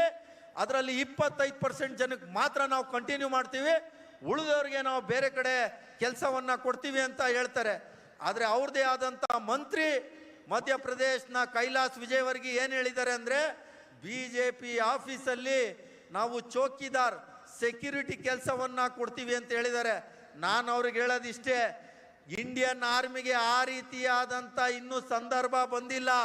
ಯಾವುದೋ RSS ಚಡ್ಡಿ ಆಫೀಸಲ್ಲಿ ಹೋಗಿ ಸೆಕ್ಯೂರಿಟಿ ಕೆಲಸ ಮಾಡೋಂಥ ಪರಿಸ್ಥಿತಿ ಬಂದಿಲ್ಲ. ಯಾಕೆ ಅಂದರೆ ಇಂಡಿಯನ್ ಆರ್ಮಿ ಅಂದರೆ ಒಂದು ಸ್ವಾಭಿಮಾನ, ಇಂಡಿಯನ್ ಆರ್ಮಿ ಅಂದರೆ ದೇಶಕ್ಕೋಸ್ಕರ ಪ್ರಾಣವನ್ನ ತ್ಯಾಗ ಮಾಡೋ ಅಂತ ಇಂಡಿಯನ್ ಆರ್ಮಿ ಅವ್ರ ಬಗ್ಗೆ ಈ ರೀತಿಯಾದಂಥ ಹೇಳಿಕೆಗಳನ್ನ ಕೊಡ್ತಾರೆ. ನಿಜವಾಗ್ಲೂ ಮಾನ ಮರ್ಯಾದೆ ನಿಮ್ಗೇನಾರ ಇತ್ತು ಅಂದರೆ ನೀವು ರೈತರ ಮೇಲೆ ಏನೊಂದು ಬಿಲ್ಲನ್ನು ತಗೊಬಂದು ರೈತರ ಮೇಲೆ ಒಂದು ಆ ಕಪ್ಪು ಮಸೂದೆಗಳನ್ನ ತಗೊಬಂದು ಅವ್ರ ಮೇಲೆ ಹಾಕುವಂಥ ಕೆಲಸವನ್ನ ಮಾಡಿದ್ರಿ. ಆದರೆ ರೈತರು ಸತತವಾಗಿ ಹೋರಾಟವನ್ನ ಮಾಡಿ ಆ ಬಿಲ್ಲನ್ನು ವಾಪಸ್ ತಗೊಳ್ಳುವಂಥ ಪರಿಸ್ಥಿತಿ 700 ರೈತರು ತಮ್ಮ ಪ್ರಾಣವನ್ನ ತ್ಯಾಗ ಮಾಡಿದಂಥ ಸಂದರ್ಭ ಈಗಲೂ ಸಹ ನಮ್ಮ ಕಣ್ಮುಂದೆ ಇದೆ. ಯುವಕರು ಇದರಲ್ಲೂ ಅಷ್ಟೇ, ಯುವಕರು ಯಾಕಪ್ಪ ಹೀಗೆ ರೋಡಲ್ಲಿ ಇಳಿತಾ ಇಲ್ಲ ಅಂದರೆ ಅವ್ರಿಗೂ ಸಹ ಎದುರಿಸುವಂಥ ಕೆಲಸವನ್ನ ಮಾಡಿದ್ದಾರೆ. ಏನಂದರೆ ಯಾರ್ಯಾರು ಪ್ರೊಟೆಸ್ಟಲ್ಲಿ ಭಾಗವಹಿಸ್ತಾರೆ ಮುಂದೆ ಅವ್ರಿಗೆ ಇಂಡಿಯನ್ ಆರ್ಮಿಲಿ ಮತ್ತು ಗೌರ್ಮೆಂಟ್ ಕೆಲಸಗಳಲ್ಲಿ ನಾವು ಅವಕಾಶವನ್ನು ಕೊಡಲ್ಲ ಅಂತ ಹೇಳಿ ಈ ದೇಶದ ರಾಜ್ಯದ ಯುವಕರಿಗೆ ಎಲ್ಲೋ ಒಂದು ಭಯದ ವಾತಾವರಣವನ್ನು ಹುಟ್ಟಿಸಿದ್ದಾರೆ. ಆಗ ಯಾವ ರೀತಿ ಬ್ರಿಟಿಷ್ ಈಸ್ಟ್ ಇಂಡಿಯಾ ಕಂಪನಿ ನಡೀತಾ ಇತ್ತು, ಅದೇ ರೀತಿ ಈಗ RSSನ ಈಸ್ಟ್ ಇಂಡಿಯಾ ಕಂಪನಿನ ಇಡೀ ದೇಶದಲ್ಲಿ ನಡೆಸಲಿಕ್ಕೆ ಹೊರಟಿದ್ದಾರೆ. ನಾವೆಲ್ಲ ಒಗ್ಗಟ್ಟಾಗೋಣ. ಕರ್ನಾಟಕದಲ್ಲಿ ಅಧಿಕಾರ ತರೋದೊಂದು ಒಂದೇ ಒಂದು ಬಿಟ್ಟರೆ, ಕ್ಯಾಂಡಿಡೇಟ್ ಯಾರ ಫಿಕ್ಸ್ ಮಾಡಲಿ, ಹೈಕಮಾಂಡ್ ಯಾರ ಫಿಕ್ಸ್ ಮಾಡಲಿ, ಯಾರೇ ಆಗಿರಲಿ, ನಮ್ಮದು ಒಂದೇ ಒಂದು ಆಗಿರಬೇಕು. ಆ ವಿಧಾನಸಭೆಯಲ್ಲಿ ಆ ಅಭ್ಯರ್ಥಿನ ಗೆಲ್ಸೋದೇ ಒಗ್ಗಟ್ಟು ಮಂತ್ರ ಆಗಿರಬೇಕು. ಅವರಿಗೋಸ್ಕರ ಎಷ್ಟು ಅನ್ಎಂಪ್ಲಾಯ್ಮೆಂಟ್ ಯೂತ್ ಇದ್ದಾರೆ ಅವ್ರನ್ನೆಲ್ಲ ಐಡೆಂಟಿಫೈ ಮಾಡಿ ಆ ಬೂತ್ ಮಟ್ಟದಲ್ಲಿ ನಾವು ಹೋದ್ರೆ ಮಾತ್ರ ಸಾಧ್ಯ ಆಗ್ತದೆ. ನಾನು ನಿಮಗೆ ನಿಜವಾಗ್ಲೂ ರಿಕ್ವೆಸ್ಟ್ ಮಾಡ್ತೀನಿ, ನೀವು ಇವತ್ತಿಲ್ಲಿ ಕೂತಿ ಬೆಳಗ್ಗೆಯಿಂದ ಸಾಯಂಕಾಲದವರೆಗೂ ಕೇಳಿ, ಮತ್ತೆ ನೀವೇನಾರ ಹೋಗಿ ಫೀಲ್ಡಲ್ಲಿ ಇಳಿಲಿಲ್ಲ, ಕೆಲಸ ಮಾಡಲಿಲ್ಲ ಅಂದರೆ ಪಕ್ಷ ಅಧಿಕಾರಕ್ಕೆ ಬರಲ್ಲ. ಜೈಕಾರ ಹಾಕೋದ್ರಿಂದ ಪಕ್ಷ ಅಧಿಕಾರಕ್ಕೆ ಬರಲ್ಲ. ಜೈಕಾರ ಹಾಕೋದ್ರಿಂದ ಯಾವ ಯುವಕರಿಗೂ ನೌಕರಿ ಸಿಗಲ್ಲ. ಜೈಕಾರ ಹಾಕೋದ್ರಿಂದ ಬೆಲೆ ಏರಿಕೆ ಕಡಿಮೆ ಆಗಲ್ಲ. ಒಂದು ಕ್ರಮೇಣ ಒಂದಷ್ಟು ಸಮಯ ಯಾರನ್ನಾರ ಖುಷಿ ಪಡಿಸ್ಬೋದು. ನಾವು ನಿಜವಾಗ್ಲೂ ನಾವು ಮಾಡಬೇಕಾಗಿರೋದು ನಮ್ಮ ಮುಂದೆ ಬಹಳ ದೊಡ್ಡ ಒಂದು ಜವಾಬ್ದಾರಿ ಇದೆ. ಆ ಜವಾಬ್ದಾರಿಯನ್ನ ನಾವು ಮಾಡಲಿಲ್ಲ ಅಂದ್ರೆ ನಮ್ಮ ಸೀಟಲ್ಲಿ ಕೂತ್ಕೊಳ್ಳೋದಕ್ಕೆ ನಾವು ಲಾಯಕ್ಕಿಲ್ಲ. ನಮ್ಮ ಸೀಟ್ಗೆ ನಾವು ನ್ಯಾಯ ಕೊಡಬೇಕು ಅಂದ್ರೆ ನಿಜವಾಗ್ಲೂ ನೀವು ಬ್ಲಾಕ್ ಪ್ರೆಸಿಡೆಂಟು ಮತ್ತೆ ಜಿಲ್ಲಾ ಅಧ್ಯಕ್ಷರು ಮತ್ತೆ ಡಿಸ್ಟಿಕ್ ಆಫೀಸ್ ಬೇರರಾಗಲಿ ಸ್ಟೇಟ್ ಆಫೀಸ್ ಬೇರರಾಗಲಿ ನಿಮ್ಮ ಕೆಲಸವನ್ನ ಚಾಚು ತಪ್ಪದೆ ಹಗಲು ರಾತ್ರಿ ನಿಮ್ಮ ಟೆರಿಟೋರಿಯಲ್ಗೆ ಹೋಗಿ ಇನ್ಚಾರ್ಜ್ ಏರಿಯಾಗಳಲ್ಲಿ ಹೋಗಿ ಅಲ್ಲಿ ಸಮಯಗಳನ್ನ ಕೊಡೋಂಥ ಕೆಲಸ ಮಾಡಿ. ಯಾರ ಹೋಟ್ಲು ಸಿಗ್ಲಿಲ್ಲ ಅಂತ ಹೇಳ್ಬಿಟ್ಟು ವಾಪಸ್ ಬರೋದಲ್ಲ. ಯಾರೋ ಒಬ್ಬ ಜಿಲ್ಲಾ ಅಧ್ಯಕ್ಷ ಅವನ ಹತ್ರ ದುಡ್ಡಿರಲ್ಲ ಹೋಟ್ಲು ಮಾಡೋದು, ಯಾವುದೋ ಮನೆಯಲ್ಲಿ ಉಳ್ಕೊಂಡು ಚಿತ್ರಾನ್ನ ಮೊಸರನ್ನ ತಿಳ್ಕೊಂಡು ನಾವು ಪಕ್ಷವನ್ನ ಕಟ್ಟುವಂಥ ಕೆಲಸವನ್ನ ಮಾಡಬೇಕಾಗ್ತದೆ. ಇಲ್ಲ ಅಂದ್ರೆ ಯಾವುದೇ ಕಾರಣಕ್ಕೂ ಸಾಧ್ಯ ಇಲ್ಲ. ಕಾರ್ ತಗೊಂಬರ್ಲಿಲ್ಲ ಮತ್ತೇನೋ ತಗೊಂಬರ್ಲಿಲ್ಲ ಅಂತ ಹೇಳಿ ಕಂಪ್ಲೇಂಟ್ ಮಾಡೋದಲ್ಲ. ಎಲ್ಲರೂ ಬಂದು ಐಡಿಯಾಗಳನ್ನ ಕೊಡ್ತೀವಿ. ನಾವು ಐಡಿಯಾಗಳು ಕೊಡೋದೇ ಒಂದು ಕೆಲಸ, ಆದರೆ ಫೀಲ್ಡಲ್ಲಿ ಹೋಗಿ ನಾವು ಇಂಪ್ಲಿಮೆಂಟ್ ಎಷ್ಟು ಜನ ಮಾಡ್ತೀವಿ ಅನ್ನೋದನ್ನ ನಾವು ನೋಡಬೇಕಾಗ್ತದೆ. ನಾವು ನಿಜವಾಗ್ಲೂ ದಯವಿಟ್ಟು ನಾನು ಭಾಳ ನಿಮ್ಮ ಹತ್ರ ನಾನು ವಿನಂತಿಯಿಂದ ನಿಮ್ಮನ್ನು ನಾನು ಕೇಳ್ಕೊತೀನಿ. ಯಾಕೆ ಅಂದರೆ ನಿಜವಾಗ್ಲೂ ಇಲ್ಲಿ ಮತ್ತೆ ಯಾವ ರೀತಿ ಇಂದಿರಾ ಗಾಂಧಿಯವರ ಸಂದರ್ಭದಲ್ಲಿ ಕಾಂಗ್ರೆಸ್ ಪಕ್ಷಕ್ಕೆ ಏನು ಒಂದು ಭಾಳ ದೊಡ್ಡ ಒಂದು ಸಮಸ್ಯೆ ಉದ್ಭವ ಆದಾಗ ಇದೇ ಕರ್ನಾಟಕ ಚಿಕ್ಕಮಗಳೂರು ಕಾಂಗ್ರೆಸ್ ಪಕ್ಷವನ್ನು ಕೈ ಹಿಡಿಯುವಂಥ ಕೆಲಸ ಕರ್ನಾಟಕ ಮಾಡಿದೆ. ಸೋನಿಯಾ ಗಾಂಧಿಯವರು ಬಳ್ಳಾರಿಯಲ್ಲಿ ಎಲೆಕ್ಷನ್ ನಿಂತಾಗ ಆಗಲೂ ಸಹ ಕಾಂಗ್ರೆಸ್ ಪಕ್ಷವನ್ನು ಉಳಿಸುವಂಥದ್ದು ಸೋನಿಯಾ ಗಾಂಧಿಯವ್ರಿಗೆ ಅತಿ ಹೆಚ್ಚು ಮತದಿಂದ ಗೆಲ್ಲಿಸಿ ಕಳಿಸಿದ್ದು ಈ ಕರ್ನಾಟಕದ ಉದಾಹರಣೆ ಇದೆ. ಇದು ದೇಶದ ಪ್ರಶ್ನೆ. ಈ ಸರಿ ನಾವು ಸರ್ಕಾರ ತರಲಿಲ್ಲ ಅಂದರೆ ನಮ್ಮಲ್ಲಿ ನಾವು ಒಡೆದಾಡ್ಕೊಂಡು ಮಾತಾಡ್ಕೊಂಡು ಇದ್ರೆ ಆಗಲ್ಲ. ಒಂದು ಫ್ಯಾಮಿಲಿ ಥರ ಎಲ್ಲವನ್ನು ಮರೆತು ದಯವಿಟ್ಟು ಇಲ್ಲಿ ಒಂದು ಸಂಕಲ್ಪವನ್ನು ತೆಗೆದುಕೊಂಡು ಹೋಗಿ. ಏನು ಧ್ರುವನಾರಾಯಣ ಅವ್ರು ಬೆಳಗ್ಗೆ ಹೇಳಿದ್ರು ಒಂದು ಮಾತು, ಕೋಆರ್ಡಿನೇಷನ್ ಇಲ್ಲ ಅಂತ ಹೇಳಿ. ದಯವಿಟ್ಟು ಕೋಆರ್ಡಿನೇಷನ್ ಬ್ಲಾಕ್ ಪ್ರೆಸಿಡೆಂಟು ಮತ್ತು ಮೇನ್ ಕಾಂಗ್ರೆಸ್ನ ಮಹಿಳಾ ಕಾಂಗ್ರೆಸ್ಸು NSY ಈ ಕಾರ್ಯಕ್ರಮದಲ್ಲಿ ನಾನು KPCC ಅಧ್ಯಕ್ಷರು ಶಿವಕುಮಾರ್ ಸಾಹೇಬ್ರಿಗೆ ನಾನು ಧನ್ಯವಾದಗಳನ್ನ ಹೇಳ್ತೀನಿ. ಒಂದೇ ಕಾರ್ಯಕ್ರಮವನ್ನು 3 ಜನಕ್ಕೂ ಕೊಟ್ಟಿದ್ದಾರೆ. ಈ ಅನ್ಎಂಪ್ಲಾಯ್ಮೆಂಟ್ ವಿಚಾರವಾಗಿ ಇದರಲ್ಲಿ ಯಾರು ಎಷ್ಟು ಮಾಡ್ತಾರೆ ಪ್ರತಿಯೊಂದು ಅಕೌಂಟಬಿಲಿಟಿ ಇರುತ್ತೆ. ಯಾಕೆಂದರೆ ಆ್ಯಪಲ್ಲಿ ಇರೋದ್ರಿಂದ ಯಾವ ಬ್ಲಾಕ್ ಪ್ರೆಸಿಡೆಂಟ್ ಎಷ್ಟು ಜನರ ಮನೆಗೆ ಹೋಗಿದ್ದಾನೆ, ಎಷ್ಟು ಜನರ ಸಂಪರ್ಕ ಮಾಡಿದ್ದಾನೆ, ಎಷ್ಟು ಜನ ಅದರಲ್ಲಿ ನೋಂದಾಯಿಸಿದ್ದಾರೆ ಅನ್ನೋದು ಸಹ ಪ್ರತಿಯೊಂದು ಬರುತ್ತೆ. ಪ್ರತಿಯೊಬ್ಬರು ಕೆಲಸವನ್ನು ಮೆಜರ್ಮೆಂಟ್ ಮಾಡೋದಕ್ಕೆ ಈ ಆ್ಯಪನ್ನು ತೆಗೆದುಕೊಂಡು ಬಂದಿದ್ದಾರೆ. ದಯವಿಟ್ಟು ನಾವೆಲ್ಲರೂ ಒಗ್ಗಟ್ಟಾಗಿ ಕಾಂಗ್ರೆಸ್ ಪಕ್ಷ ಅಧಿಕಾರಕ್ಕೆ ತರೋಣ ಅಂತ ಹೇಳಿ ನಾನು ಹೆಚ್ಚಿಗೆ ಹೇಳಲಿಕ್ಕೆ ಹೋಗಲ್ಲ. ನಾನು 2 ಮಾತು ಹೇಳಿ ನಾನು ಮಾತು ಮುಗಿಸ್ತೀನಿ. ಕೊನೆಯದಾಗಿ ಏನು RSS ಅವ್ರು ಹೇಳ್ತಾ ಇದ್ದಾರೆ ಕಾಂಗ್ರೆಸ್ ಮುಕ್ತ ಭಾರತ್ ಅಂತ ಹೇಳ್ತಾ ಇದ್ದಾರೆ. ಅವ್ರಿಗೆ ನಾವು ಸರಿಯಾದ ಉತ್ತರವನ್ನು ಕೊಡಬೇಕಾದ್ರೆ ನಿಜವಾಗ್ಲೂ ಆ ಸೂರ್ಯ ಚಂದ್ರ ಇರೋವರೆಗೂ ಕಾಂಗ್ರೆಸ್ ಪಕ್ಷನ ನಾವೇನಾರ ಉಳಿಸ್ಕೋಬೇಕು ಅಂದರೆ ಕರ್ನಾಟಕದಲ್ಲಿ ನಾವೆಲ್ಲರೂ ಒಗ್ಗಟ್ಟಾಗಿ ಹೋರಾಟ ಮಾಡಿ ಕಾಂಗ್ರೆಸ್ ಪಕ್ಷವನ್ನು ಅಧಿಕಾರಕ್ಕೆ ತರೋಣ. ಮತ್ತು ಕೃಷ್ಣ ಸರಿಗೆ ಅವರು ಪ್ರತಿಯೊಂದು ಸೂಕ್ಷ್ಮವಾಗಿ ಗಮನಿಸ್ತಾರೆ. 20 ಗಂಟೆಗಳ ಕಾಲ ಕೆಲಸವನ್ನು ಮಾಡ್ತಾರೆ. ನಾನು ಇವತ್ತವರೆಗೂ ಆ ರೀತಿಯಾದಂಥ ಪ್ರತಿಯೊಂದು ಸಣ್ಣ ಇದನ್ನು ಸಹ ಗಮನಿಸೋಂಥ ವ್ಯಕ್ತಿ ಯಾರು ಇದ್ದಾರೆ ಅಂದರೆ ಅದು ನಮ್ಮ ಇನ್ಚಾರ್ಜ್ ಕೃಷ್ಣ ಲವರವರು. ನಾವೇನೇ ಸುಳ್ಳು ಹೇಳಿದ್ರು ಅವ್ರಿಗೆ 2 ಸೆಕೆಂಡಲ್ಲಿ ಗೊತ್ತಾಗುತ್ತೆ. ದಯವಿಟ್ಟು ನಲ್ಪಾಡ್ರವರು ಸಹ ಏನೊಂದು ಕಮಿಟ್ಮೆಂಟ್ ಕೊಟ್ಟಿದ್ದಾರೆ, ಬಂಟಿ ಶೆಲ್ಕೆ ಅವರು ಏನೊಂದು ಕಮಿಟ್ಮೆಂಟನ್ನು ಕೊಟ್ಟಿದ್ದಾರೆ. ಆ ಕಮಿಟ್ಮೆಂಟು KPCC ಅವ್ರಿಗೂ ನಾವು ಪೂರ್ತಿ ಮಾಡಬೇಕು ಅಂದರೆ ನಾವೆಲ್ಲ ಹಗಲು ರಾತ್ರಿ ಕೆಲಸ ಮಾಡಿದಾಗ ಮಾತ್ರ ಸಾಧ್ಯ. ನಾನು ಅತಿ ಹೆಚ್ಚು ಸಮಯವನ್ನು ಕರ್ನಾಟಕದಲ್ಲಿ ಸಾಕಷ್ಟು ಜಿಲ್ಲೆಗಳಲ್ಲಿ ಕೊಡ್ತೀನಿ. ಈ BJPಯನ್ನು ಕಿತ್ತೋಗಿ ಅಂತ ಕೆಲಸವನ್ನು ನಾವೆಲ್ಲ ಸೇರಿ ಮಾಡೋಣ ಅಂತ ಹೇಳಿ ನಾನು 2 ಮಾತು ಮುಗಿಸ್ತೀನಿ. ನನಗೆ ಇವತ್ತು ಈ ಕಾರ್ಯಕ್ರಮಕ್ಕೆ ಕರೆದು ನಿಮ್ಮೆಲ್ಲರ ಮಧ್ಯ ಕೆಲವು ವಿಚಾರಗಳನ್ನ ಹಂಚ್ಕೊಳ್ಳಿಕ್ಕೆ, ನಿಮ್ಗಳ ಮಧ್ಯ ಸಮಯವನ್ನು ಕಳೀಲಿಕ್ಕೆ ಅವಕಾಶ ಮಾಡಿಕೊಟ್ಟಂಥ ಕರ್ನಾಟಕ ಪ್ರದೇಶ ಯುವ ಕಾಂಗ್ರೆಸ್ನ ಅಧ್ಯಕ್ಷರಾದಂಥ ನಲ್ಪಾಡ್ರವ್ರಿಗೆ ನಾನು ವಿಶೇಷವಾಗಿ ಅಭಿನಂದನೆಗಳನ್ನ ಮತ್ತು ಧನ್ಯವಾದಗಳನ್ನ ಹೇಳ್ತೀನಿ. ಯಾಕೆ ಅಂದರೆ ನಲ್ಪಾಡವರು ಏನು ದಿನಕ್ಕೆ ಸುಮ್ಮನೆ ಕೂತಿರಲ್ಲ, ಅವರು ಸಹ ಏನಾರು ಒಂದು ಕಾರ್ಯಕ್ರಮಗಳನ್ನ ಸತತವಾಗಿ ಮಾಡ್ತಾ ಇರ್ತಾರೆ. ಅವ್ರು ಎಷ್ಟು ಫಾಸ್ಟ್ ಇದ್ದಾರೆ, ಕರ್ನಾಟಕ ಪ್ರದೇಶ ಯೂತ್ ಕಾಂಗ್ರೆಸ್ ಏನಾರ 100 ಮಾರ್ಕ್ಸ್ ಬರಬೇಕು, ಇಡೀ ದೇಶದಲ್ಲೇ ಮಾದರಿ ನಂಬರ್ 1 ಆಗಬೇಕು ಅಂದರೆ ಇವ್ರ ಸ್ಪೀಡ್ಗೆ ಆ ಇನ್ಚಾರ್ಜ್ ಬಂಟಿ ಶೆಲ್ಕೆ ಅವ್ರು ಎಷ್ಟು ಸ್ಪೀಡ್ ಇದ್ದಾರೆ, ಅಷ್ಟು ಸ್ಪೀಡಿಗೆ ನೀವೆಲ್ಲರೂ ಓಡಿದಾಗ ಮಾತ್ರ ಸಾಧ್ಯ ಆಗ್ತದೆ. ಇಲ್ಲ ಅಂದರೆ RJ ರಾಜೇಶ್ ಅವರು ಆ ನಂಬರ್ನ ತೋರಿಸಿದ್ರಲ್ಲ, ನೀವೆಷ್ಟು ಸರಿ ಮಿಸ್ಟೇಕ್ ಮಾಡಿದ್ರಿ, ಆ ರೀತಿ ಮಿಸ್ಟೇಕ್ ಮಾಡಿದ್ರೆ ಇಲ್ಲಿ ಪಕ್ಷ ಅಧಿಕಾರಕ್ಕೆ ಬರೋಕ್ಕೆ ಸಾಧ್ಯ ಇಲ್ಲ. ಯೂತ್ ಕಾಂಗ್ರೆಸ್ ಪಕ್ಷವನ್ನು ಬಲಪಡಿಸೋದಕ್ಕೆ ಸಾಧ್ಯ ಇಲ್ಲ. ಇದನ್ನು ಹೇಳಿ 15ನೇ ತಾರೀಕು ಪ್ರೋಗ್ರಾಮು ಮತ್ತು ಅನ್ಎಂಪ್ಲಾಯ್ಮೆಂಟ್ ಎರಡೂ ವಿಚಾರವಾಗಿ ಪ್ರತಿಯೊಬ್ಬರದ್ದು ಅಕೌಂಟಬಿಲಿಟಿನ ಚೆಕ್ ಮಾಡ್ತೀವಿ ಅಂತ ಹೇಳಿ, ಮತ್ತು ಯಾರ್ಯಾರು ಕೆಲಸ ಮಾಡ್ತಾರೆ ಅವರಿಗೆ ಅತಿ ಹೆಚ್ಚು ಯಾವ ಜಿಲ್ಲೆಯಲ್ಲಿ ಏನು ಎನ್ರೋಲನ್ನು ಮಾಡ್ತೀರಾ ಅವ್ರಿಗೆ ರಾಹುಲ್ ಗಾಂಧಿ ಅವ್ರ ಜೊತೆ ಪ್ರತ್ಯೇಕವಾಗಿ ಮೀಟಿಂಗ್ ಮಾಡಿಸುವಂಥ ಕೆಲಸವನ್ನು ಕೃಷ್ಣ ಹಲವರವರು ನಾವು ಮಾಡ್ತೀವಿ ಅಂತ ಸಹ ನಾನು ಭರವಸೆಯನ್ನು ಕೊಡ್ತಾ ಇದ್ದೀನಿ ನಿಮಗೆಲ್ಲರಿಗೂ. ಇದನ್ನು ಹೇಳಿ ನನ್ನ ಮಾತು ಮುಗಿಸ್ತೀನಿ. ಜೈ ಹಿಂದ್, ಜೈ ಕಾಂಗ್ರೆಸ್ ಪಾರ್ಟಿ. ಮತ್ತೆ ಎಲ್ಲರಿಗೂ ಸ್ವಲ್ಪ ಎನರ್ಜಿನ ಚೆಕ್ ಮಾಡೋಣ, ಯಾಕೆಂದ್ರೆ ರಾಜೇಶ್ ಅವರು ಹೇಳ್ಕೊಟ್ಟೋಗಿದ್ದಾರೆ. ಕಾಂಗ್ರೆಸ್ ಪಾರ್ಟಿ ಏನಿದು ಬಿರಿಯಾನಿ ತಿಂದ್ಮೇಲೂ ಆವಾಜ್ ಬರ್ತಾ ಇಲ್ವಲ್ಲ ನಿಮ್ಗೆ? Congress party, Sonia Gandhi, Rahul Gandhi, Rahul Gandhi, youth Congress, youth Congress, DK Shivakumar, Siddaramaiah. ಧನ್ಯವಾದಗಳು. Check check check check. BV Srinivas, Krishna ಹಲವಾರು. ಸ್ನೇಹಿತರೆ, ಕೂತ್ಕೊಬೇಕು ಅಂತ ನಾನು ಎಲ್ಲರಲ್ಲಿ ವಿನಂತಿ ಮಾಡ್ತಾ ಇದ್ದೀನಿ.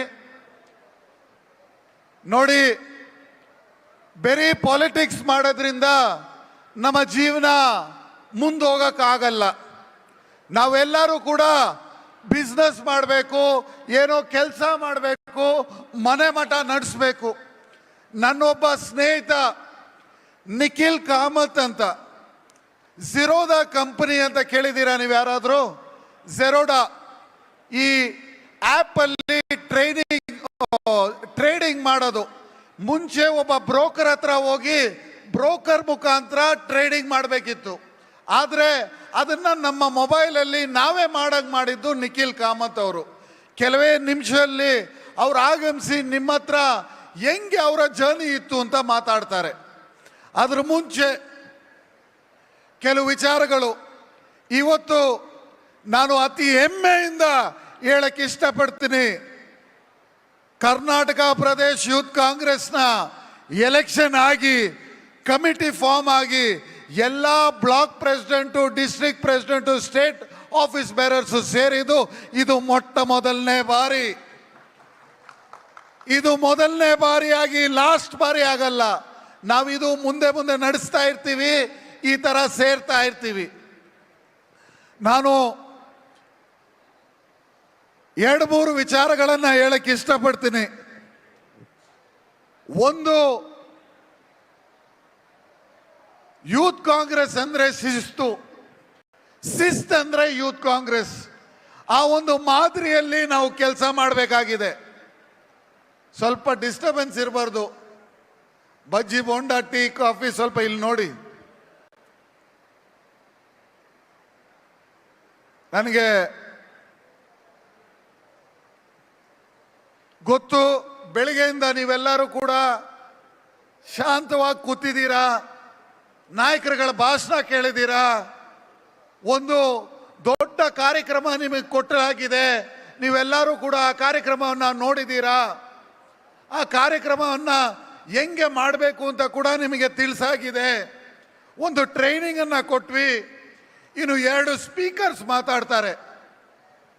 2 ಸ್ಪೀಕರ್ಸ್ ಮಾತಾಡಿದ ಮೇಲೆ 7:15 ನಿಮ್ಗೊಂದು ಎಂಟರ್ಟೈನ್ಮೆಂಟ್ ಪ್ರೋಗ್ರಾಮ್ ಕೂಡ ಇಟ್ಟಿದ್ದೀವಿ.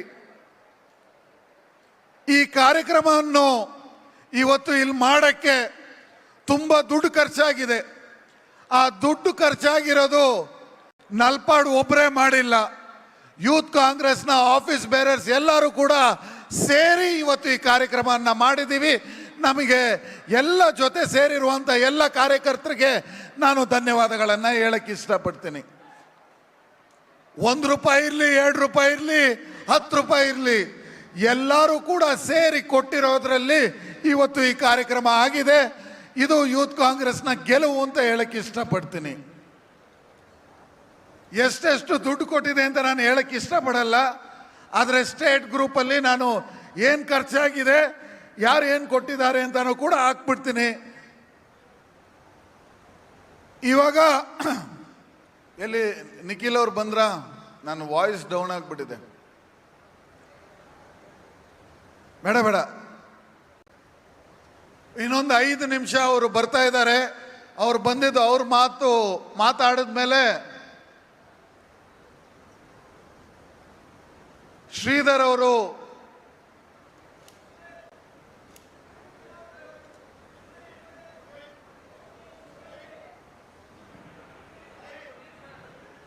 ಸುಧೀರ್ ಅವರು ಬರೋ ಮುಂಚೆ ಸುಧೀರ್ ಅವರು ಬಂದು ನಮ್ಮನ್ನ ಉದ್ದೇಶಿಸಿ ಕೆಲವು ನಿಮಿಷಗಳು ಮಾತಾಡಬೇಕು ಅಂತ ಕೇಳ್ಕೊಳ್ತಾ ಇದ್ದೀವಿ. ಸರ್, ನಿಮ್ಮ ಬಗ್ಗೆ ನಾವೆಲ್ಲ ಅತಿ ಹೆಚ್ಚು ಗೌರವವನ್ನು ಇಟ್ಕೊಂಡಿದ್ದೀವಿ ಸರ್. ನೀವು ಮಾಡ್ತಾ ಇರುವಂತ ಕಾರ್ಯಕ್ರಮಗಳು, ನೀವೇನು ಕಾಂಗ್ರೆಸ್ ಪಕ್ಷದ ಮೇಲೆ ಇಟ್ಟಿರೋ ಗೌರವ, ಅದನ್ನ ಯೂತ್ ಕಾಂಗ್ರೆಸ್ ಎಲ್ಲ ಕಾರ್ಯಕರ್ತರು ಕೂಡ ಅದಕ್ಕೆ ತುಂಬ ಗೌರವವನ್ನು ಕೊಟ್ಟು ಇವತ್ತು ಬೆಳಗ್ಗೆಯಿಂದ ಜ್ವರದ ಚಪ್ಪಾಳೆ, ಬೆಳಗ್ಗೆಯಿಂದ ನಮ್ಮ ಜೊತೆ ಇದ್ದು ಇಷ್ಟೊತ್ತು ಸಮಯ ಕೊಟ್ಟು ಬಂದಿರೋದಕ್ಕೆ ನಿಮಗೆ ತುಂಬ ತುಂಬ ಧನ್ಯವಾದಗಳನ್ನು ಹೇಳಕ್ಕೆ ಇಷ್ಟಪಡ್ತೀನಿ. ನಮ್ಮ ಕಾಂಗ್ರೆಸ್ನ ಹಿರಿಯ ಮುಖಂಡರು ನಮ್ಮನ್ನು ಉದ್ದೇಶಿಸಿ ಮಾತಾಡಬೇಕು ಅಂತ ನಾನು ಅವರಲ್ಲಿ ವಿನಂತಿಸ್ತೀನಿ.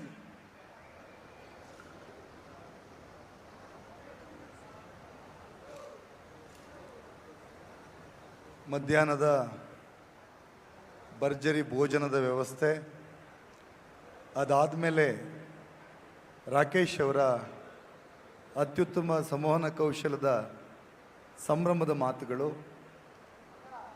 ಕೃಷ್ಣ ಅವರ ಜವಾಬ್ದಾರಿಯುತವಾದಂತಹ ಮಾತುಗಳು, ಯುವ ಕಾಂಗ್ರೆಸ್ಸಿನ ರಾಷ್ಟ್ರೀಯ ಅಧ್ಯಕ್ಷರಾದಂಥ BV ಶ್ರೀನಿವಾಸ್ ಅವರ ಸಂಘಟನೆಯ ಬದ್ಧತೆಯ ನಿಷ್ಠೆಯ ಬಗ್ಗೆ ಆಡಿದ ಮಾತುಗಳನ್ನು ಕೇಳಿದ್ದೇವೆ. ಈ ಕಾರ್ಯಕ್ರಮದಲ್ಲಿ ನಾನು ಏನನ್ನು ಮಾತಾಡಬೇಕು ಅಂತೇಳಿ ನಮ್ಮ ಯುವ ಕಾಂಗ್ರೆಸ್ಸಿನ ರಾಜ್ಯಾಧ್ಯಕ್ಷರಾದಂಥ ನಲ್ಪಾಡ್ ಅವರಲ್ಲಿ ಕೇಳಿದೆ. ಆಗ ಅವರು ಹೇಳಿದರು, ಯುವಕರು ಕಾಂಗ್ರೆಸ್ಸಿಗೆ ಯಾಕೆ ಬರಬೇಕು ಅನ್ನೋದನ್ನು ಮಾತಾಡಬೇಕು ಅಂತ.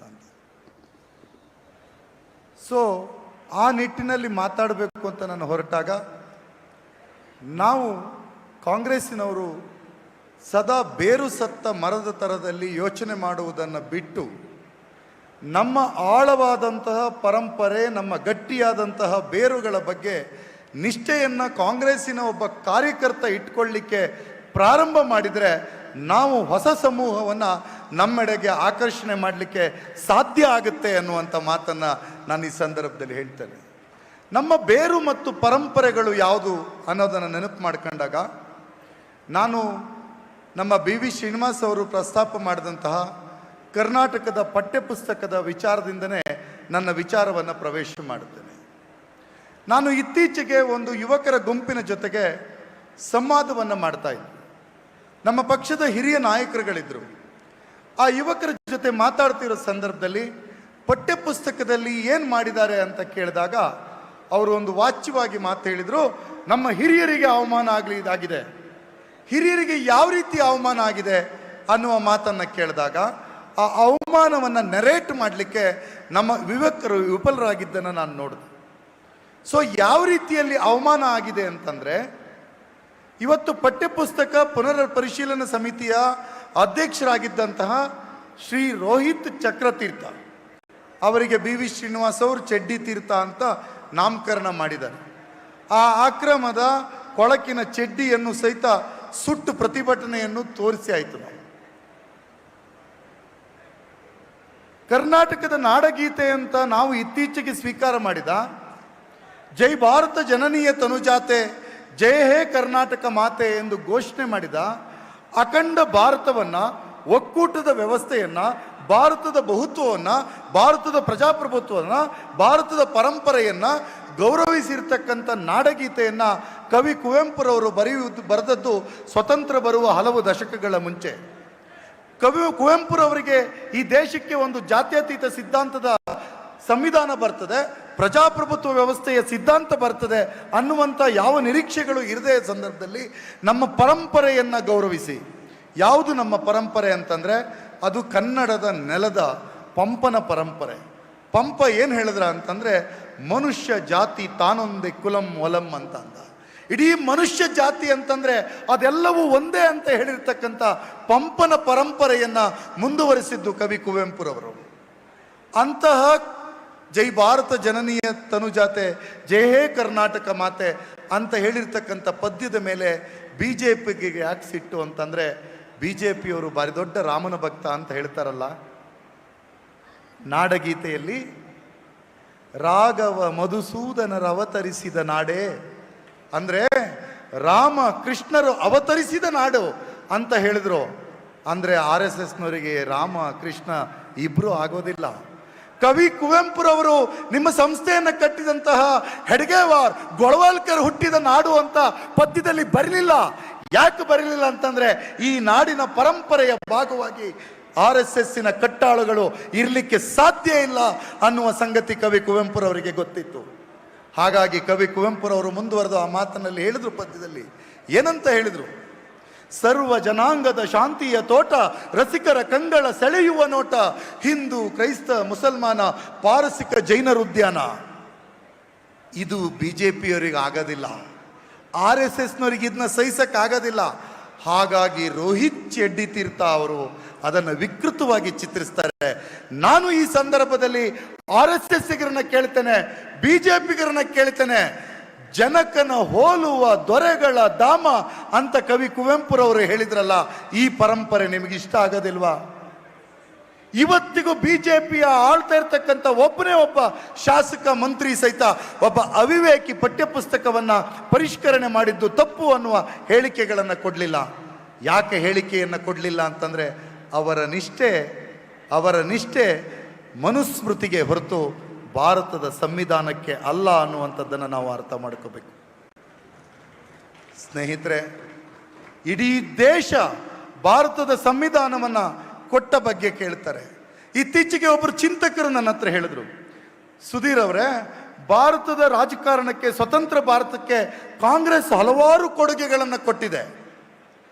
ಒಂದು ಚಿಕ್ಕದಾದ ಕಾರ್ಖಾನೆಯಿಂದ ಹಿಡಿದು ಅಣೆಕಟ್ಟಿನವರೆಗೆ, ಅಂಗನವಾಡಿ ಶಿಶುವಿಹಾರ ಕೇಂದ್ರದಿಂದ ಹಿಡಿದು ಯೂನಿವರ್ಸಿಟಿಯವರೆಗೆ, ಹಳ್ಳಿಯ ರಸ್ತೆಗಳಿಂದ ಹಿಡಿದು ಜಿಲ್ಲಾ ಕೇಂದ್ರದ ರಸ್ತೆಗಳಿಂದ ಹಿಡಿದು ಹೆದ್ದಾರಿಗಳಿಂದ ಹಿಡಿದು ರೈಲ್ವೆ ವ್ಯವಸ್ಥೆಯವರೆಗೆ, ವಿಮಾನ ನಿಲ್ದಾಣಗಳವರೆಗೆ ಕಟ್ಟಿರ್ತಕ್ಕಂಥದ್ದು ಕಾಂಗ್ರೆಸ್.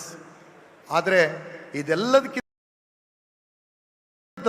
ದೊಡ್ಡದಾದ ಕಾಂಗ್ರೆಸ್ಸಿನ ಸಾಧನೆ ಏನು ಅಂತಂದರೆ, ಈ ಇಡೀ ಭಾರತದ ಜನಮಾನಸವನ್ನು ಅರ್ಥ ಮಾಡಿಕೊಂಡಿದ್ದಂತಹ, ಇಡೀ ವಿಶ್ವದ ಸಂವಿಧಾನವನ್ನು ಅರ್ಥ ಮಾಡಿಕೊಂಡಿರ್ತಕ್ಕಂಥ ಬಾಬಾ ಸಾಹೇಬ್ ಅಂಬೇಡ್ಕರ್ ಅವರ ಕೈಯಲ್ಲಿ ಸಂವಿಧಾನದ ರಚನೆಯ ಜವಾಬ್ದಾರಿಯನ್ನು ಕೊಟ್ಟು ಅದನ್ನು ಸ್ವೀಕಾರ ಮಾಡಿ ಈ ದೇಶಕ್ಕೆ ಹೊಸ ಧರ್ಮ ಗ್ರಂಥವನ್ನು ಕೊಡ್ತಲ್ಲ ಕಾಂಗ್ರೆಸ್, ಇದು ಶ್ರೇಷ್ಠವಾದ ಸಾಧನೆ ಅನ್ನುವಂಥ ಮಾತನ್ನು ಹೇಳಿದರು. ನಮ್ಮ ಪರಂಪರೆ ಹೀಗಿದೆ. ಸಂವಿಧಾನ ರಚನಾ ಸಭೆಯಲ್ಲಿ ನಿಂತು ಭಾರತದ ಪೂರ್ವ ಪ್ರಧಾನಿ ಜವಾಹರ್ಲಾಲ್ ನೆಹರು ಅವರು ಹೇಳ್ತಾರೆ, ಅಂಬೇಡ್ಕರ್ ಅವರ ಹೋರಾಟದ ಹಿನ್ನೆಲೆ, ಅಂಬೇಡ್ಕರ್ ಅವರ ಜೀವನಾನುಭವದ ಹಿನ್ನೆಲೆ, ಆ ಎಲ್ಲ ಹಿನ್ನೆಲೆಗಳ ಕಾರಣದಿಂದ ಅವರ ಅಧ್ಯಯನದಿಂದ ಸೌಷ್ಠವಗೊಂಡಿರ್ತಕ್ಕಂಥ ಒಂದು ಶ್ರೇಷ್ಠ ಸಂವಿಧಾನ ಇವತ್ತು ಭಾರತಕ್ಕೆ ಬಂದಿದೆ ಅನ್ನುವ ಹೆಮ್ಮೆಯ ಮಾತನ್ನು ಹೇಳ್ತಾರೆ. ಸಂವಿಧಾನ ರಚನಾ ಸಭೆಯಲ್ಲಿ ಸದಸ್ಯರಾಗಿದ್ದಂಥ TT ಕೃಷ್ಣಮಾಚಾರಿ ಅವರು ಹೇಳ್ತಾರೆ, ಈ ದೇಶದ ಸಂವಿಧಾನದ ರಚನೆಗೆ ಕರಡು ಸಮಿತಿಯಲ್ಲಿ ನಾವು ಹಲವು ಸದಸ್ಯರಿದ್ದರೂ ಸಹಿತ ದಿನದ 18 ಗಂಟೆಗಳಿಗಿಂತ ಹೆಚ್ಚು ಸಮಯವನ್ನು ಕೊಟ್ಟು ಒಂದು ವಿಶಿಷ್ಟವಾದ ಸಂವಿಧಾನವನ್ನು ಭಾರತಕ್ಕೆ ಕೊಟ್ಟ ಕೀರ್ತಿ ಇದೆಯಲ್ಲ, ಅದು ಬಾಬಾ ಸಾಹೇಬ್ ಅಂಬೇಡ್ಕರ್ಗೆ ಹೋಗಬೇಕು ಅನ್ನುವಂಥ ನಿರ್ಣಯವನ್ನು ಭಾರತದ ಸಂವಿಧಾನ ಸಭೆಯಲ್ಲಿ ಕೈಗೊಂಡರು. ಆದರೆ ಕರ್ನಾಟಕದ BJP ಸರ್ಕಾರ ಸಂವಿಧಾನ ಶಿಲ್ಪಿ ಬಾಬಾ ಸಾಹೇಬ್ ಅಂಬೇಡ್ಕರ್ ಅನ್ನುವಂಥ ಶಬ್ದವನ್ನು ಕಿತ್ತು ಬಿಸಾಡಿದೆ. ಮಾತ್ರ ಅಲ್ಲ ಸ್ನೇಹಿತರೆ, ನಾವು ಭಾರತದ ಸ್ವತಂತ್ರ ಹೋರಾಟದ ಸಂದರ್ಭ, ಯುವ ಕಾಂಗ್ರೆಸ್ ಕರೆ ಕೊಟ್ಟಿರ್ತಕ್ಕಂಥ ಫ್ರೀಡಮ್ ಮಾರ್ಚಿನ ಸಂದರ್ಭದಲ್ಲಿ ನಿಂತಿದ್ದೇವೆ. ಫ್ರೀಡಮ್ ಮಾರ್ಚಿನ ಸಂದರ್ಭದಲ್ಲಿ ನಿಂತ್ಕೊಳ್ಬೇಕು. ಮೊದಲು ಮೈಸೂರು ಹುಲಿ ಟಿಪ್ಪು ಸುಲ್ತಾನ್ ಅನ್ನೋದಕ್ಕೆ ಇವರು ಕತ್ರಿ ಪ್ರಯೋಗವನ್ನು ಮಾಡಿದ್ರು. ಮೈಸೂರು ಹುಲಿ ಟಿಪ್ಪು ಸುಲ್ತಾನ್ ಅನ್ನೋದಕ್ಕೆ ಕತ್ರಿ ಪ್ರಯೋಗವನ್ನು ಮಾಡಿದ್ರು. ಅವರು ಅಜೆಂಡವನ್ನು ಸೆಟ್ ಮಾಡ್ತಾರೆ. ನಾವು ವೀರ ಸೇನಾನಿ ಬ್ರಿಟಿಷರ ವಿರುದ್ಧ ಹೋರಾಟ ಮಾಡಿರ್ತಕ್ಕಂಥ ಟಿಪ್ಪು ಸುಲ್ತಾನ್ ವಿಚಾರದಿಂದ ಗರ್ವದಿಂದ ಹೇಳಬೇಕಾಗ್ತದೆ. ಯಾಕೆ ಅಂತಂದ್ರೆ ಈ ನಾಡಿನಲ್ಲಿ ಮೊದಲ ಬಾರಿಗೆ ಉಳುವವನೇ ಭೂಮಿಯ ಒಡೆಯ ಎಂದು ಘೋಷಣೆ ಮಾಡಿರ್ತಕ್ಕಂಥ ಒಬ್ಬ ರಾಜ ಇದ್ರೆ ಅದು ಟಿಪ್ಪು ಸುಲ್ತಾನ್. ಮಹಿಳೆಯರಿಗೆ ಸಮಾನತೆಯ ಹಕ್ಕನ್ನ ಕೊಡಬೇಕು ಅಂತ ಪ್ರತಿಪಾದಿಸಿರ್ತಕ್ಕಂಥ ಒಬ್ಬ ರಾಜ ಇದ್ರೆ ಅದು ಟಿಪ್ಪು ಸುಲ್ತಾನ್. ಬ್ರಿಟಿಷರ ವಿರುದ್ಧ ಶರಣಾಗತಿಯಾಗದ ಹೋರಾಟವನ್ನು ಮಾಡಿ ತನ್ನ ಮಕ್ಕಳನ್ನೇ ಬ್ರಿಟಿಷರಿಗೆ ಅಡಮಾನ ಮಾಡಿದ ಒಬ್ಬ ವೀರಾಗ್ರಣಿ ಇದ್ರೆ ಅದು ಟಿಪ್ಪು ಸುಲ್ತಾನ್. ನಂಜುಂಡೇಶ್ವರನ ಎದುರು ಹೋಗಿ ನಿಂತು, ನಂಜನಗೂಡಿನ ನಂಜುಂಡೇಶ್ವರನ ಎದುರುಗಡೆ ಹೋಗಿ ನಿಂತು, ಹೇ ನಂಜುಂಡೇಶ್ವರ, ನಿನಕ್ಕಿಂತ ದೊಡ್ಡದಾದ ರಾಜ ಇನ್ನೊಬ್ಬ ಇಲ್ಲ, ಹಕೀಂ ನಂಜುಂಡೇಶ್ವರ ಅಂತೇಳಿ ನಂಜುಂಡೇಶ್ವರನ ಗೌರವದಿಂದ ಕಂಡು ಅವನಿಗೆ ಬೆಲೆ ಕಟ್ಟಲಾರದಂತಹ ಪಚ್ಚೆಯ ಹಾರವನ್ನ ಅರ್ಪಣೆ ಮಾಡಿದ ರಾಜ ಇದ್ರೆ ಅದು ಟಿಪ್ಪು ಸುಲ್ತಾನ್. ಮರಾಠರು ದಂಡೆತ್ತಿ ಬಂದು ಶೃಂಗೇರಿಯ ಮಠವನ್ನ, ಶಾರದೆಯನ್ನ ಕೊಳ್ಳೆ ಹೊಡೆಯುವ ಸಂದರ್ಭದಲ್ಲಿ ಆ ಮಠಕ್ಕೆ ರಕ್ಷಣೆಯನ್ನು ಕೊಟ್ಟಂತ ಸೌಹಾರ್ದದ ರಾಜ ಇದ್ರೆ ಅದು ಟಿಪ್ಪು ಸುಲ್ತಾನ್. ಬಿಜೆಪಿಯವರಿಗೆ ಟಿಪ್ಪು ಸುಲ್ತಾನ್ ಆಗಲ್ಲ. ಆಯ್ತಪ್ಪ, ಮುಸಲ್ಮಾನರನ್ನ ಹುಟ್ಟಿನಿಂದ ದ್ವೇಷ ಮಾಡ್ತೀರಿ, ನಿಮಗೆ ಟಿಪ್ಪು ಸುಲ್ತಾನ್ ಕಂಡ್ರೆ ಆಗಲ್ಲ. ನಿಮಗೆ ನಾಲ್ವಡಿ ಕೃಷ್ಣರಾಜ ಒಡೆಯರ್ ಕಂಡ್ರು ಯಾಕಾಗಲ್ಲ? ಇದಕ್ಕೆ ಉತ್ತರಿಸಬೇಕಲ್ಲ. ಯಾಕೆ ನಿಮಗೆ ನಾಲ್ವಡಿ ಕೃಷ್ಣರಾಜ ಒಡೆಯರನ್ನ ಕಂಡ್ರೆ ಆಗೋದಿಲ್ಲ ಅಂತಂದ್ರೆ, ಸ್ವತಂತ್ರ ಪೂರ್ವದಲ್ಲಿಯೇ ಮಹಿಳೆಯರಿಗೆ, ಶೋಷಿತರಿಗೆ, ದಮನಿತರಿಗೆ, ದಲಿತರಿಗೆ ಉದ್ಯೋಗ ಅವಕಾಶವನ್ನ ಕೊಟ್ಟಿರ್ತಕ್ಕಂಥ ಸಮ ಸಮಾಜದ ಆಧ್ವರ್ಯ ಇದ್ರೆ ಅದು ನಾಲ್ವಡಿ ಕೃಷ್ಣರಾಜ ಒಡೆಯರ್. ಆ ಕಾರಣಕ್ಕಾಗಿ ನಿಮಗೆ ನಾಲ್ವಡಿ ಕೃಷ್ಣರಾಜ ಒಡೆಯರ್ ಆಗೋದಿಲ್ಲ. ಇವರೆಲ್ಲ ನಮ್ಮ ಪರಂಪರೆ ಅಂತ ನಾವು ಗರ್ವದಿಂದ ಹೇಳ್ತೇವೆ. ಇವರೆಲ್ಲ ನಮ್ಮ ಪರಂಪರೆ ಅಂತ ಗೌರವದಿಂದ ಹೇಳ್ತೇವೆ. ಇಡೀ ಕರ್ನಾಟಕವನ್ನ ಅಖಂಡ ಕರ್ನಾಟಕ ಮಾಡಬೇಕು ಅನ್ನುವಂಥ ಕನಸನ್ನ ಕಂಡು ಮೊನ್ನೆಯವರೆಗೂ ನಮ್ಮ ನಡುವೆ ಬಾಳಿದ್ದಂತಹ ಹಿರಿಯ ಚೇತನ ಕಾಸರಗೋಡಿನ ಕೈಯಾರ ಕೀಯಣ್ಣರೈಗಳು ಕನ್ನಡದ ಕಟ್ಟಾಳು ಅಂತೇಳಿ ನಾವು ಕನ್ನಡಿಗರು ಭಾವಿಸ್ತೇವೆ. ನಿಮಗೆ ಬಿಜೆಪಿಗರಿಗೆ ಅದರ ಬಗ್ಗೆ ನಂಬಿಕೆ ಇಲ್ಲ, RSSಗರಿಗೆ ಅದರ ಬಗ್ಗೆ ನಂಬಿಕೆ ಇಲ್ಲ. ಸ್ನೇಹಿತರೆ, ಈಗ ಸೋಷಿಯಲ್ ಮೀಡಿಯಾದಲ್ಲಿ ಗೆಳೆಯರು ಬಂದದ್ದು ತೋರಿಸಿದ್ರು. ಕನ್ನಡ ಸಂಸ್ಕೃತಿ ಇಲಾಖೆಯ ವಿಕೃತ ಮನಸ್ಸಿನ ಸಚಿವರು ಮೊದಲ ಮಾರಿಗೆ ಜಾಗೃತಿ ಆಗಿಬಿಟ್ಟಿದ್ದಾರೆ. ನಾರಾಯಣ ಗುರುಗಳ ಪಠ್ಯವನ್ನ ಸಮಾಜ ವಿಜ್ಞಾನದಿಂದ ತೆಗೆದು ಕನ್ನಡದ ಪಠ್ಯಕ್ಕೆ ವರ್ಗಾಯಿಸಿದ ಕ್ರಮದ ವಿರುದ್ಧ ಶಿಕ್ಷಣ ಸಚಿವರಾದ BC ನಾಗೇಶ್ ಅವರಿಗೆ ಇವತ್ತು ಟಿಪ್ಪಣಿಯನ್ನು ಬರೆದು ಕೊಟ್ಟಿದ್ದಾರೆ. ಯಾಕೆ ಅಂತಂದ್ರೆ, ಅವಿಭಜಿತ ದಕ್ಷಿಣ ಕನ್ನಡ ಜಿಲ್ಲೆಯಲ್ಲಿ ಇವತ್ತು ನಾರಾಯಣ ಗುರುಗಳ ಪರವಾಗಿ ನಡೀತಾ ಇರತಕ್ಕಂಥ ಆಂದೋಲನ ಕಾರಣ ಓಟು ಹೋಗುತ್ತೆ ಅನ್ನುವ ಕಾರಣಕ್ಕಾಗಿ ಇವತ್ತು ಸಂಸ್ಕೃತಿ ಸಚಿವರಿಗೆ ಎಚ್ಚರಿಕೆ ಆಗಿದೆ. ಸ್ನೇಹಿತರೆ, ನಾರಾಯಣ ಗುರು ನಮ್ಮ ಪರಂಪರೆ ಅಂತ ನಾವು ಹೇಳ್ಕೊಳ್ತೀವಿ. ಸತ್ಯ, ಈ ದೇಶಕ್ಕೆ ಸ್ವತಂತ್ರ ಬರಲಿಕ್ಕೆ ಕಾರಣ ಆಗಿದ್ದು ಕಾಂಗ್ರೆಸ್ಸಿಗರು ಅನ್ನುವಂತಹ ಸ್ವಾಭಿಮಾನದ ಮಾತುಗಳನ್ನು ನಾವು ಧೈರ್ಯದಿಂದ, ಗರ್ವದಿಂದ, ಹೆಮ್ಮೆಯಿಂದ, ಸ್ವಾಭಿಮಾನದಿಂದ ಭವಿಷ್ಯದ ದಿನಗಳಲ್ಲಿ ಹೇಳ್ಕೊಳ್ಬೇಕಾಗಿದೆ. ಕಾರಣ, ನನ್ನ ಪರಂಪರೆಯ ಬಗ್ಗೆ ನಾನು ಇವತ್ತು ನಿಮ್ಮ ಹತ್ರ ಹೇಳ್ತೇನೆ. BJPಯ ರಾಷ್ಟ್ರೀಯ ಕಾರ್ಯಕಾರಿಣಿ ನಡೆದರೆ, BJPಯ ರಾಜ್ಯ ಕಾರ್ಯಕಾರಿಣಿ ನಡೆದರೆ 2 ಫೋಟೋ ಇಟ್ಕೋತಾರೆ. ಒಂದು ಶ್ಯಾಮ್ ಪ್ರಕಾಶ್ ಮುಖರ್ಜಿ, ಮತ್ತೊಂದು ದೀನ್ ದಯಾಳ್ ಉಪಾಧ್ಯಾಯ. ಅವರು ಹಿರಿಯರು, ಅವರಿಗೆ ನಮ್ಮ ಗೌರವ ಸಲ್ಲುತ್ತೆ. ಆದರೆ ಭಾರತವನ್ನು ಕಟ್ಟುವ ವಿಚಾರ ಎನ್ನುವ ಪ್ರಶ್ನೆ ಬಂದಾಗ, ಭಾರತದ ಸ್ವತಂತ್ರ ಹೋರಾಟ ಎನ್ನುವ ಪ್ರಶ್ನೆ ಬಂದಾಗ, ಭಾರತದಲ್ಲಿ ಸುಧಾರಣಾ ಕ್ರಮಗಳು ಎನ್ನುವ ಪ್ರಶ್ನೆ ಬಂದಾಗ ಸುಭಾಷ್ ಚಂದ್ರ ಬೋಸ್, ಮದನ್ ಮೋಹನ್ ಮಾಳವೀಯ, ಸರೋಜಿನಿ ನಾಯ್ಡು, ಸ್ವತಂತ್ರ ಭಾರತದ ನಂತರ ಜವಾಹರ್ಲಾಲ್ ನೆಹರು, ಇವರು ಕಾಂಗ್ರೆಸ್ಸನ್ನು ಕಟ್ಟಿದ್ರು, ದೇಶವನ್ನು ಕಟ್ಟಿದ್ರು, ಸಂವಿಧಾನವನ್ನು ಒಪ್ಪಿದ್ರು ಅನ್ನುವಂಥದ್ದನ್ನು ಸ್ವಾಭಿಮಾನದಿಂದ ನಾವು ಹೇಳಬೇಕು. ಸ್ನೇಹಿತರೆ, ಜವಾಹರ್ಲಾಲ್ ನೆಹರು ಬಗ್ಗೆ ಮಾತಾಡ್ತಾ ಬರುತ್ತೆ. ಕಾಂಗ್ರೆಸ್ಸಿಗರು, ನಾವು ಯುವ ಕಾಂಗ್ರೆಸ್ನವರು ಗಾಂಧಿಯನ್ನು ಅಧ್ಯಯನ ಮಾಡ್ತಾ ಇದ್ರೆ, ಜವಾಹರ್ಲಾಲ್ ನೆಹರುವನ್ನು ಅಧ್ಯಯನ ಮಾಡದೇ ಇದ್ರೆ ನಾವು ಕಾಂಗ್ರೆಸ್ಸಿನ ಕಾರ್ಯಕರ್ತರಾಗಿಯೂ ಉಪಯೋಗ ಇಲ್ಲ, ರಾಜಕಾರಣ ಮಾಡಿಯೂ ಉಪಯೋಗ ಇಲ್ಲ. ಹೊಸ ಯುವಕರ ಹತ್ರ ಈ ವಿಚಾರವನ್ನು ನಾವು ಮಾತಾಡದೇ ಇದ್ರೆ ಅದು ದೇಶದ್ರೋಹಕ್ಕೆ ಸಮ ಆಗುತ್ತೆ ಅನ್ನೋದನ್ನು ನಾವು ಅರ್ಥ ಮಾಡ್ಕೋಬೇಕು. ಎಂತಹ ನೆಹರು ನಮ್ಮ ನಡುವೆ ಇದ್ದರು ಅಂದರೆ ಕರ್ನಾಟಕದಲ್ಲಿ ಚೀಫ್ ಸೆಕ್ರೆಟರಿಯಾಗಿ ರಿಟೈರ್ ಆಗ್ತಾರೆ. ಇವತ್ತು ಕರ್ನಾಟಕದಲ್ಲಿ ಬೆಂಗಳೂರಿನಲ್ಲಿ ಬದುಕಿ ಬಾಳ್ತಾ ಇದ್ದಾರೆ. ಚಿರಂಜೀವಿ ಸಿಂಗ್ ಅವರೊಂದು ಪುಸ್ತಕವನ್ನು ಬರೆದಿದ್ದಾರೆ. ರಾವಿಯಿಂದ ಕಾವೇರಿಯವರೆಗೆ ಒಂದು ಪುಸ್ತಕವನ್ನು ಬರೆದಿದ್ದಾರೆ. ಅದನ್ನು ಯುವ ಕಾಂಗ್ರೆಸ್ಸಿನ ಕಾರ್ಯಕರ್ತರು ಓದಬೇಕು. ಅದರಲ್ಲಿ ಜವಾಹರ್ಲಾಲ್ ನೆಹರು ಅವರ ಬಗ್ಗೆ ಒಂದು ಘಟನೆಯನ್ನು ಕೊಡ್ತಾರೆ. ಚಿರಂಜೀವಿ ಸಿಂಗ್ ಅವರು ಪಂಜಾಬದಲ್ಲಿ ಇರ್ತಾರೆ. ಅವರಿನ್ನೂ ಚಿಕ್ಕ ಹುಡುಗ. ಪಾಕಿಸ್ತಾನದಿಂದ ನೆಲೆಯನ್ನು ಕಳ್ಕೊಂಡು ಬಂದು ನಿರಾಶ್ರಿತರ ಕ್ಯಾಂಪ್ನಲ್ಲಿ ವಾಸವಿದ್ದವ್ರನ್ನ ಮಾತಾಡಿಸ್ಲಿಕ್ಕೆ ಅಂತೇಳಿ ಜವಾಹರ್ಲಾಲ್ ನೆಹರು ಅವರು ಆ ಕ್ಯಾಂಪಿಗೆ ಹೋಗ್ತಾರೆ. ಆ ಕ್ಯಾಂಪಿಗೆ ಹೋದಾಗ ಅವರ ಜೊತೆ ಹಿಂದಿಯ ಕವಿ ದಿನಕರ್ ಅವರು ಇರ್ತಾರೆ. ಆ ಕ್ಯಾಂಪಿನಲ್ಲಿದ್ದಂತಹ ನಿರಾಶ್ರಿತವಾಗಿರ್ತಕ್ಕಂಥ ಒಬ್ಬಳು ಮಹಿಳೆ, ಪಂಡಿತ್ ಜಿ ಯಹಿ ಆಜಾದಿ. ಪಂಡಿತ್ ನೆಹರು ಅವರೇ, ಇದೇನಾ ಸ್ವತಂತ್ರ? ಪಾಕಿಸ್ತಾನದಿಂದ ನಮ್ಮ ನೆಲೆಯನ್ನು ಕಳ್ಕೊಂಡು ಇಲ್ಲಿ ಏನೂ ಅವಕಾಶಗಳಿಲ್ಲದೆ ಇಲ್ಲಿ ಬಂದು ನಾವು ನಿರಾಶ್ರಿತರಾಗಿತ್ತಿದ್ದೇವೆ, ಇದೇನಾ ಸ್ವತಂತ್ರ ಅಂತ. ಮೋದಿ ಕಾಲದಲ್ಲಾಗಿದ್ದರೆ, BJP ಕಾಲದಲ್ಲಾಗಿದ್ದರೆ, ಅಮಿತ್ ಶಾನ್ ಕಾಲದಲ್ಲಾಗಿದ್ದರೆ ಆ ಪ್ರಶ್ನೆ ಕೇಳಿದ ಹೆಣ್ಣು ಮಗಳ ಮೇಲೆ ದೇಶದ್ರೋಹದ ಕಾಯ್ದೆಯನ್ನು ಬಳಸ್ತಾ ಇದ್ರು. ಎಂತಹ ಧೀಮಂತ ಪ್ರಜಾಪ್ರಭುತ್ವದ ನಾಯಕ ಜವಾಹರ್ಲಾಲ್ ನೆಹರು ಅಂತಂದ್ರೆ. ಜವಾಹರ್ಲಾಲ್ ನೆಹರು ಹೇಳ್ತಾರೆ, ಹೌದು ಕಣಮ್ಮ, ಇದೇನೇ ಸ್ವತಂತ್ರ. ಈ ದೇಶದ ಪ್ರಧಾನಿಯಾದ ನನ್ನ ಕೈಯನ್ನು ಜಗ್ಗಿ ಪ್ರಶ್ನೆ ಮಾಡ್ತಾ ಇದೆಯಲ್ಲ, ಇದು ಸ್ವತಂತ್ರ ಕಣಮ್ಮ ಅಂತ ಮಾತನ್ನು ಹೇಳ್ತಾರೆ. ನಾವು ಎಲ್ಲಿದ್ದೇವೆ ಈಗ? ಪ್ರಶ್ನೆ ಕೇಳಿದ ಪತ್ರಕರ್ತರು ಜೈಲಿಗೆ, ಹೋರಾಟ ಮಾಡಿದ ಮಾನವ ಹಕ್ಕುಗಳ ಹೋರಾಟಗಾರರು ಜೈಲಿಗೆ. ಕರೋನಾದ ಸಂದರ್ಭದಲ್ಲಿ ಮೋದಿಯವರು ನವಿಲಿನ ಜೊತೆ ಆಟ ಆಡುತ್ತಾ ಇದ್ದರೆ, ಭಾರತೀಯ ಯುವ ಮೋರ್ಚಾದ BJPಯ ಯುವ ಮೋರ್ಚಾದ ಅಧ್ಯಕ್ಷ ತೇಜಸ್ವಿ ಸೂರ್ಯ ಜಾಲಿ ರೈಡ್ ಹೋಗ್ತಾ ಇದ್ರೆ, ನಮ್ಮ ಯುವ ಕಾಂಗ್ರೆಸ್ಸಿನ ರಾಷ್ಟ್ರೀಯ ಅಧ್ಯಕ್ಷ BV ಶ್ರೀನಿವಾಸ್ ಹೆಗಲ ಮೇಲೆ ಆಕ್ಸಿಜನ್ ಸಿಲಿಂಡರ್ ಹಿಡ್ಕೊಂಡು ಹೋಗ್ತಾ ಇದ್ರು. ಇದು ನಮ್ಮ ಪರಂಪರೆ, ಇದು ನಮ್ಮ ಪರಂಪರೆ. ನಮಗೆ ಅಯ್ಯೋ ಯಾರೋ ಹೇಳಿದ್ರಂತೆ ಮೊನ್ನೆ, ಅಯ್ಯೋ ತೇಜಸ್ವಿ ಸೂರ್ಯ ಎಷ್ಟು ಸ್ಮಾರ್ಟು, ಎಂಥ ಇಂಗ್ಲೀಷು, ಏನು ಸ್ಟೈಲು ಅಂತ. ಸಾಧ್ಯವಾದರೆ ಅವರಿಗೆ TV ಸೀರಿಯಲಲ್ಲಿ ಆ್ಯಕ್ಟ್ ಮಾಡೋಕ್ಕೆ ಅವಕಾಶ ಕೊಡಿ. ಅಂಥವ್ರನ್ನ ಸಮಾಜದ ಕೆಲಸಕ್ಕೆ ಮುಂದಕ್ಕೆ ಬಿಡಬಾರ್ದು.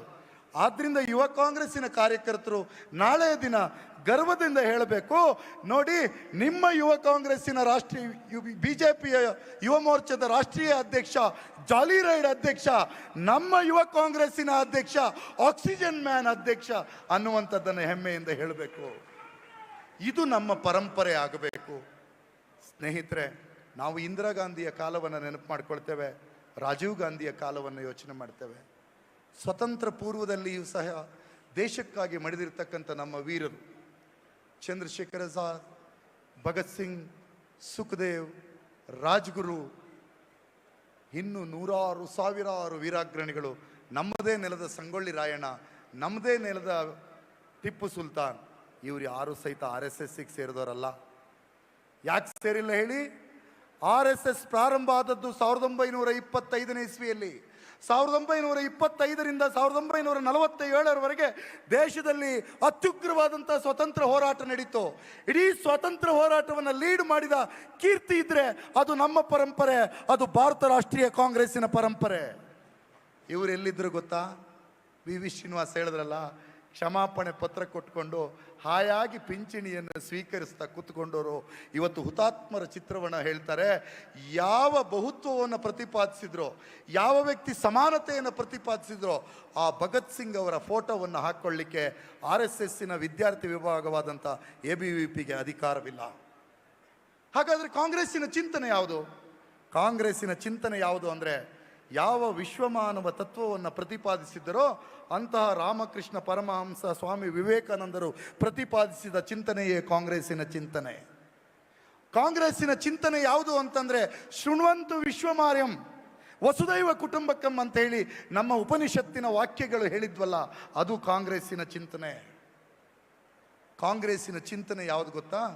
ಋಗ್ವೇದದಲ್ಲಿ ಒಂದು ಮಾತು ಹೇಳುತ್ತೆ, ವಿಶ್ವದಲ್ಲಿ ಇರತಕ್ಕಂಥ ಎಲ್ಲ ಶ್ರೇಷ್ಠ ಸಂಗತಿಗಳು ಸಹಿತ ನಮ್ಮೆಡೆಗೆ ಬರಲಿ, ಆ ಮೂಲಕ ಮನುಕುಲದ ಉದ್ಧಾರ, ವಿಶ್ವದ ಗಡಿ ಎಲ್ಲೆಗಳ ಮೀರಿ ವಿಶ್ವದ ಎಲ್ಲರ ಉದ್ಧಾರವಾಗಲಿ ಅಂತ ಪ್ರತಿಪಾದಿಸುತ್ತಲ್ಲ, ಅದು ಕಾಂಗ್ರೆಸ್ಸಿನ ಚಿಂತನೆ. ಇಂತಹ ಪರಂಪರೆಯ ಭಾಗ ನಾವು ಕಾಂಗ್ರೆಸ್ಸಿಗರು ಅನ್ನೋದನ್ನು ಹೇಳ್ಕೊಳ್ಬೇಕು. ಆದ್ದರಿಂದ ಹೇಳಿದೆ, ನಮ್ಮ ಬೇರುಗಳು ಆಳವಾಗಿದೆ. ಆ ಬೇರುಗಳನ್ನು ಶೋಧಿಸ್ತಕ್ಕಂಥ ನಿತ್ಯದ ಪ್ರವೃತ್ತಿ ಯುವ ಕಾಂಗ್ರೆಸ್ಸಿಗರಿಗೆ ಆಗಬೇಕು. ಸ್ನೇಹಿತರೆ, ನಾನು ನಮ್ಮ ಯುವ ಕಾಂಗ್ರೆಸ್ ರಾಷ್ಟ್ರೀಯ ಅಧ್ಯಕ್ಷರ ಹತ್ರ ಒಂದು ಪುಸ್ತಕವನ್ನು ಕೊಡ್ತಾ ಇದ್ದೆ. ದೇವನೂರು ಮಹಾದೇವ ಅವರು RSS ಆಳ ಆಗಲ ಪುಸ್ತಕವನ್ನು ನಿಮ್ಮ ಕೈಗೆಲ್ಲ ಕೊಡ್ತಾರೆ, ದಯವಿಟ್ಟು ಅಧ್ಯಯನ ಮಾಡಿ. ಇದಕ್ಕಿಂತ ಮುಂಚಿತವಾಗಿ ಅದೇ ದೇವನೂರು ಮಹಾದೇವ ಅವರು ಒಂದು ಕೃತಿಯನ್ನು ಬರೆದಿದ್ರು 2 ವರ್ಷಗಳ ಮುಂಚೆ, ಭಾರತ ಮಾತನಾಡುತ್ತಿದೆ ಅಂತ. ಅದರಲ್ಲಿರ್ತಕ್ಕಂಥ ಮುಖಪುಟದ ಸಾಲುಗಳನ್ನು ನಿಮ್ಮ ಎದುರುಗಡೆ ಹೇಳ್ತೇನೆ. ಆ ಮುಖಪುಟದ ಸಾಲು ಏನು ಹೇಳ್ತಾರಂದರೆ, ಗೋಡ್ಸೆ ಮತ್ತು ಮೋದಿ ಒಂದೇ ಅನ್ನುವುದನ್ನು ಆ 4 ಸಾಲುಗಳಲ್ಲಿ ಬರೀತಾರೆ. ಏನು ಅಂತಂದರೆ, ಗಾಂಧಿಯನ್ನು ಕೊಲ್ಲಲು ಬಂದಂತಹ ಗೋಡ್ಸೆ ಸಹ ಗಾಂಧಿಗೆ ಕೈ ಮುಗಿದು ನಂತರ ಗಾಂಧಿಗೆ ಗುಂಡನ್ನು ಇಡ್ತಾರೆ. ಮೋದಿಯವರು ಹಾಗೆ ಸಂವಿಧಾನಕ್ಕೆ, ಸಂಸತ್ತಿಗೆ ಕೈ ಮುಗಿತಾರೆ, ಸಂವಿಧಾನಕ್ಕೆ ಗುಂಡಿಟ್ಟು ಹೊಡಿತಾರೆ. ಇದನ್ನು ಧೈರ್ಯದಿಂದ ಮಾತಾಡ್ತಕ್ಕಂಥ ಯುವ ಕಾಂಗ್ರೆಸ್ಸಿನ ಕಾರ್ಯಕರ್ತರು ಆಗಬೇಕು. ಆ ಕಾರಣಕ್ಕಾಗಿ ನಾನು ಈಗಲೂ ಹೇಳ್ತೇನೆ, BC ನಾಗೇಶ್ ಅವರ ಮನೆ ಎದುರುಗಡೆ NSUA ಯುವ ಕಾಂಗ್ರೆಸ್ಸಿನ ಕಾರ್ಯಕರ್ತರು ಹೋಗಿ ಚಡ್ಡಿಯನ್ನು ಸುಟ್ರಲ್ಲ, ಅದು ವಿಕಾರದ, ಕಲ್ಮಶದ, ಸುಡುವ ಪ್ರಕ್ರಿಯೆಯ ಪ್ರಾರಂಭ. ಒಂದು ದುಷ್ಟ ಚಿಂತನೆಗಳನ್ನು ಸುಡುವ ಒಂದು ಪ್ರಕ್ರಿಯೆಯ ಭಾಗ. ಅದೇ BC ನಾಗೇಶ್ ಅವರಿಗೆ ಸುಡಕ್ಕೆ ಹೋದರೆ ಅದು ತಪ್ಪು ಅಂತ ಹೇಳ್ತಕ್ಕಂಥ ಶಕ್ತಿ ಕಾಂಗ್ರೆಸ್ಸಿನ ನಾಯಕತ್ವಕ್ಕೆ ಇದೆ. ಚಡ್ಡಿ ಸುಟ್ರೆ ನಿಮಗೆ ಉರಿ ಬಂದ್ಬಿಡ್ತು. ನಮ್ಗೆ ರೈತರಿಗೆ ಲಾಠಿ ಚಾರ್ಜ್ ಮಾಡಿದ್ರಲ್ಲ, ಅದು ನಿಮಗೆ ಉರಿಯೋದಿಲ್ವಾ? ಚಡ್ಡಿ ಸುಟ್ರೆ ನಿಮಗೆ ಮೈ ಉರಿತು. ಇವತ್ತು ಮಾನವ ಹಕ್ಕು ಹೋರಾಟಗಾರರುಗಳನ್ನು ಜೈಲಲ್ಲಿ ಇಡ್ತಾ ಇದ್ದೀರಲ್ಲ, ಅದು ನಿಮಗೆ ಮೈ ಉರಿತಾ ಇಲ್ವಾ? ಚಡ್ಡಿ ಸುಟ್ರೆ ನಿಮಗೆ ಮೈ ಉರಿತು. ಕೊರೋನಾದ ಕಾಲದಲ್ಲಿ ಗರ್ಭಿಣಿ ಹೆಣ್ಣು ಮಕ್ಕಳು ಸಹಿತ ಬಸ್ಸು ರೈಲುಗಳ ಅವಕಾಶಗಳಿಲ್ಲದೆ ರಸ್ತೆಯಲ್ಲಿ ನಡೆದು ಹೋದ್ರಲ್ಲ, ಆಗ ನಿಮಗೆ ಕಣ್ಣೀರಿಡ್ಲಿಲ್ವಾ? ಚಡ್ಡಿ ಸುಟ್ರೆ ನಿಮಗೆ ಕಣ್ಣೀರು ಉರಿತು. ನಮ್ಮ ರೈತರ ಮಕ್ಕಳು ದೆಹಲಿಯಲ್ಲಿ ಅಹೋರಾತ್ರಿ 3 ತಿಂಗಳುಗಳಿಗೂ ಹೆಚ್ಚು ಕಾಲ ಧರಣಿಯನ್ನು ಮಾಡಿ ವಯೋವೃದ್ಧರ ಪ್ರಾಣ ಬಿಟ್ರಲ್ಲ, ಯುವಕರ ಮೇಲೆ ಗುಂಡಿಟ್ರಲ್ಲ, ಆಗ ನಿಮಗೆ ದುಃಖ ಬರಲಿಲ್ವಾ? ಚಡ್ಡಿ ಸುಟ್ರೆ ಸಿಟಿ ರವಿ ನಿಮಗೆ ಮೈ ಉರಿಯುತ್ತೆ, ಬಸವರಾಜ ಬೊಮ್ಮಾಯಿ ನಿಮಗೆ ಸಿಟ್ಟು ಬರುತ್ತೆ. ನಿಮ್ಮ ಹತ್ರ ನಾನು ಪ್ರಶ್ನೆ ಕೇಳ್ತೇನೆ, ಉತ್ತರ ಪ್ರದೇಶದಲ್ಲಿ ಹೆಣ್ಣು ಮಕ್ಕಳ ಮೇಲೆ ಬರ್ಬರ ಅತ್ಯಾಚಾರವನ್ನು ಮಾಡಿ ಸಾಕ್ಷ್ಯ ನಾಶ ಮಾಡಿ ರಾತ್ರೋರಾತ್ರಿ ಆ ಹೆಣ್ಣು ಮಕ್ಕಳನ್ನು ದಫನ್ ಮಾಡಿದ್ರಲ್ಲ, ಆಗ ನಿಮಗೆ ದುಃಖ ಆಗಲಿಲ್ವಾ? ಚಡ್ಡಿ ಸುಟ್ರೆ ನಿಮಗೆ ಮೈ ಉರಿಯುತ್ತೆ, ನಮ್ಮ ಯುವಕರಿಗೆ ಉದ್ಯೋಗ ಸಿಗ್ತಾ ಇಲ್ವಲ್ಲ, ಇದಕ್ಕೆ ನಿಮಗೆ ಕಣ್ಣೀರಾಗಲ್ವಾ? ಚಡ್ಡಿ ಸಿಟ್ರೆ ನಿಮಗೆ ಮೈ ಉರಿತಾ ಇದೆ. ನಮ್ಮ ಇವತ್ತು ಕಾಲೇಜಿನಲ್ಲಿ ಬರ್ತಿರ್ತಕ್ಕಂಥ ವಿದ್ಯಾರ್ಥಿಗಳಿಗೆ ಮೊನ್ನೆ ಒಬ್ಬರು ಸ್ವಾಮೀಜಿ ಆಡಿದ ಮಾತನ್ನು ನಾನು ನಿಮಗೆ ಹೇಳಬೇಕು. ಕಾಲೇಜುಗಳ ಸುತ್ತಮುತ್ತದಲ್ಲಿ, ವಿದ್ಯಾಸಂಸ್ಥೆಗಳ ಸುತ್ತಮುತ್ತದಲ್ಲಿ 200 ಮೀಟರ್ ವ್ಯಾಪ್ತಿಯಲ್ಲಿ ಗಾಂಜಾ, ಅಫೀಮು, ಸಿಗರೇಟು ಇವುಗಳನ್ನು ಮಾರಾಟ ಮಾಡಬಾರ್ದು ಅಂತ ಬೋರ್ಡ್ ಹಾಕಿರ್ತಾರೆ. ಅದಕ್ಕೆ ಅವ್ರು ಹೇಳಿದ್ರು, ಆ ಬೋರ್ಡನ್ನು ತೆಗೆದು ಬಿಡಿ. ಯಾಕೆ ಅಂತಂದರೆ, ನೀವು ಕಟ್ಟಡಿಯೊಳಗಡೆನೆ ಇವತ್ತು ಪಠ್ಯಪುಸ್ತಕಗಳನ್ನು ತಿರುಚುವ ಮುಖೇನ ಗಾಂಜಾ, ಅಫೀಮು, ಅಮಲು ಇವುಗಳನ್ನೆಲ್ಲ ಕೊಡ್ತಾ ಇದ್ದೀರಲ್ಲ ಅನ್ನುವ ಮಾತನ್ನು ಹೇಳಿದರು. ಕಾಂಗ್ರೆಸ್, ಯುವ ಕಾಂಗ್ರೆಸ್ ಈ ನಿಟ್ಟಿನಲ್ಲಿ ಸಂವಾದವನ್ನು ಮಾಡಬೇಕಾಗತ್ತೆ. ಆದ್ದರಿಂದ ನಾನು ಮತ್ತೊಮ್ಮೆ ನಮ್ಮ ಪರಂಪರೆಯನ್ನು ಯಾಕೆ ಜ್ಞಾಪನ ಮಾಡ್ಕೋತಿದ್ದೀವಿ ಅಂತಂದರೆ, ಯುವ ಕಾಂಗ್ರೆಸ್ಸಿನ ಕಾರ್ಯಕರ್ತರು ನಾವು ಗಟ್ಟಿಯಾಗಿ ಹೇಳಬೇಕು. ಅದೇನು ಅಂತಂದರೆ, ನಮ್ಮ ಪರಂಪರೆ ಅದು ಮಹಾತ್ಮ ಗಾಂಧೀಜಿಯ ಪರಂಪರೆ. ನಮ್ಮ ಪರಂಪರೆ ಅದು ಸಂಗೊಳ್ಳಿ ರಾಯಣ್ಣನ ಪರಂಪರೆ. ನಮ್ಮ ಪರಂಪರೆ ರಾಣಿ ಅಬ್ಬಕ್ಕನ ಪರಂಪರೆ. ನಮ್ಮ ಪರಂಪರೆ ಕಿತ್ತೂರು ರಾಣಿ ಚೆನ್ನಮ್ಮನ ಪರಂಪರೆ. ನಮ್ಮ ಪರಂಪರೆ ಜವಾಹರ್ಲಾಲ್ ನೆಹರು ಪರಂಪರೆ. ನಮ್ಮ ಪರಂಪರೆ ದೇಶಕ್ಕಾಗಿ ಪ್ರಾಣ ಬಿಟ್ಟಂತಹ ಇಂದಿರಾ ಗಾಂಧಿ, ರಾಜೀವ್ ಗಾಂಧಿಯವರ ಪರಂಪರೆ. ನಿಮ್ಮ ಪರಂಪರೆ ಯಾವುದಯ್ಯ? ಗೋಡ್ಸೆ ಪರಂಪರೆನಾ ಅಂತ ಕೇಳಬೇಕು. ನಾವು ಇನ್ನಷ್ಟು ಧೈರ್ಯದಿಂದ ಅಧ್ಯಯನಶೀಲರಾಗಿ ಕೇಳಬೇಕು. ನಮ್ಮ ಪರಂಪರೆ ಯಾವುದು ಅಂತಂದರೆ, ಇವನಾರವ ಎಂದೆಣಿಸಿದರಯ್ಯ, ಇವನಮ್ಮವ ಎಂದೆಣಿಸಿರಯ್ಯ ಎಂದು ಹೇಳಿದ ಬಸವಣ್ಣನ ಪರಂಪರೆ ಇದು ನಮ್ಮ ಪರಂಪರೆ. ಕಾಯಕವೇ ಕೈಲಾಸ, ದಾಸೋಹದ ಪರಿಕಲ್ಪನೆ ಕೊಟ್ಟರಲ್ಲ, ಇದು ನಮ್ಮ ಪರಂಪರೆ. ಈ ದೇಶದಲ್ಲಿ ಸರ್ಕಾರ ಮಾಡೋ ಕೆಲಸದ ಜೊತೆಗೆ ಕರ್ನಾಟಕದ ಮಟ್ಟಿಗೆ ಬಂದ ಕೂಡಲೇ 2 ಮಠಗಳನ್ನು ನಾವು ನೆನಪು ಮಾಡ್ಕೋತೇವೆ. ಒಂದು ಸಿದ್ಧಗಂಗೆಯ ಸ್ವಾಮಿಗಳು, ಶ್ರೀ ಶ್ರೀ ಶಿವಕುಮಾರ ಸ್ವಾಮಿಗಳು. ಅವರ ಸನ್ನಿಧಾನಕ್ಕೆ ನಮ್ಮ ರಾಹುಲ್ ಗಾಂಧಿ ಅವರು ಹೋಗಿ ತುಂಬ ಶ್ರದ್ಧೆಯಿಂದ ಕೂತು ಅವರನ್ನು ನೆನಪಿಸ್ಕೊಂಡು ಬಂದರು. ಇನ್ನೊಬ್ಬರನ್ನ ನೆನಪಿಸ್ಕೋತೇವೆ, ಅದು ಶ್ರೀ ಶ್ರೀ ಬಾಲಗಂಗಾಧರನಾಥ ಸ್ವಾಮಿಗಳು.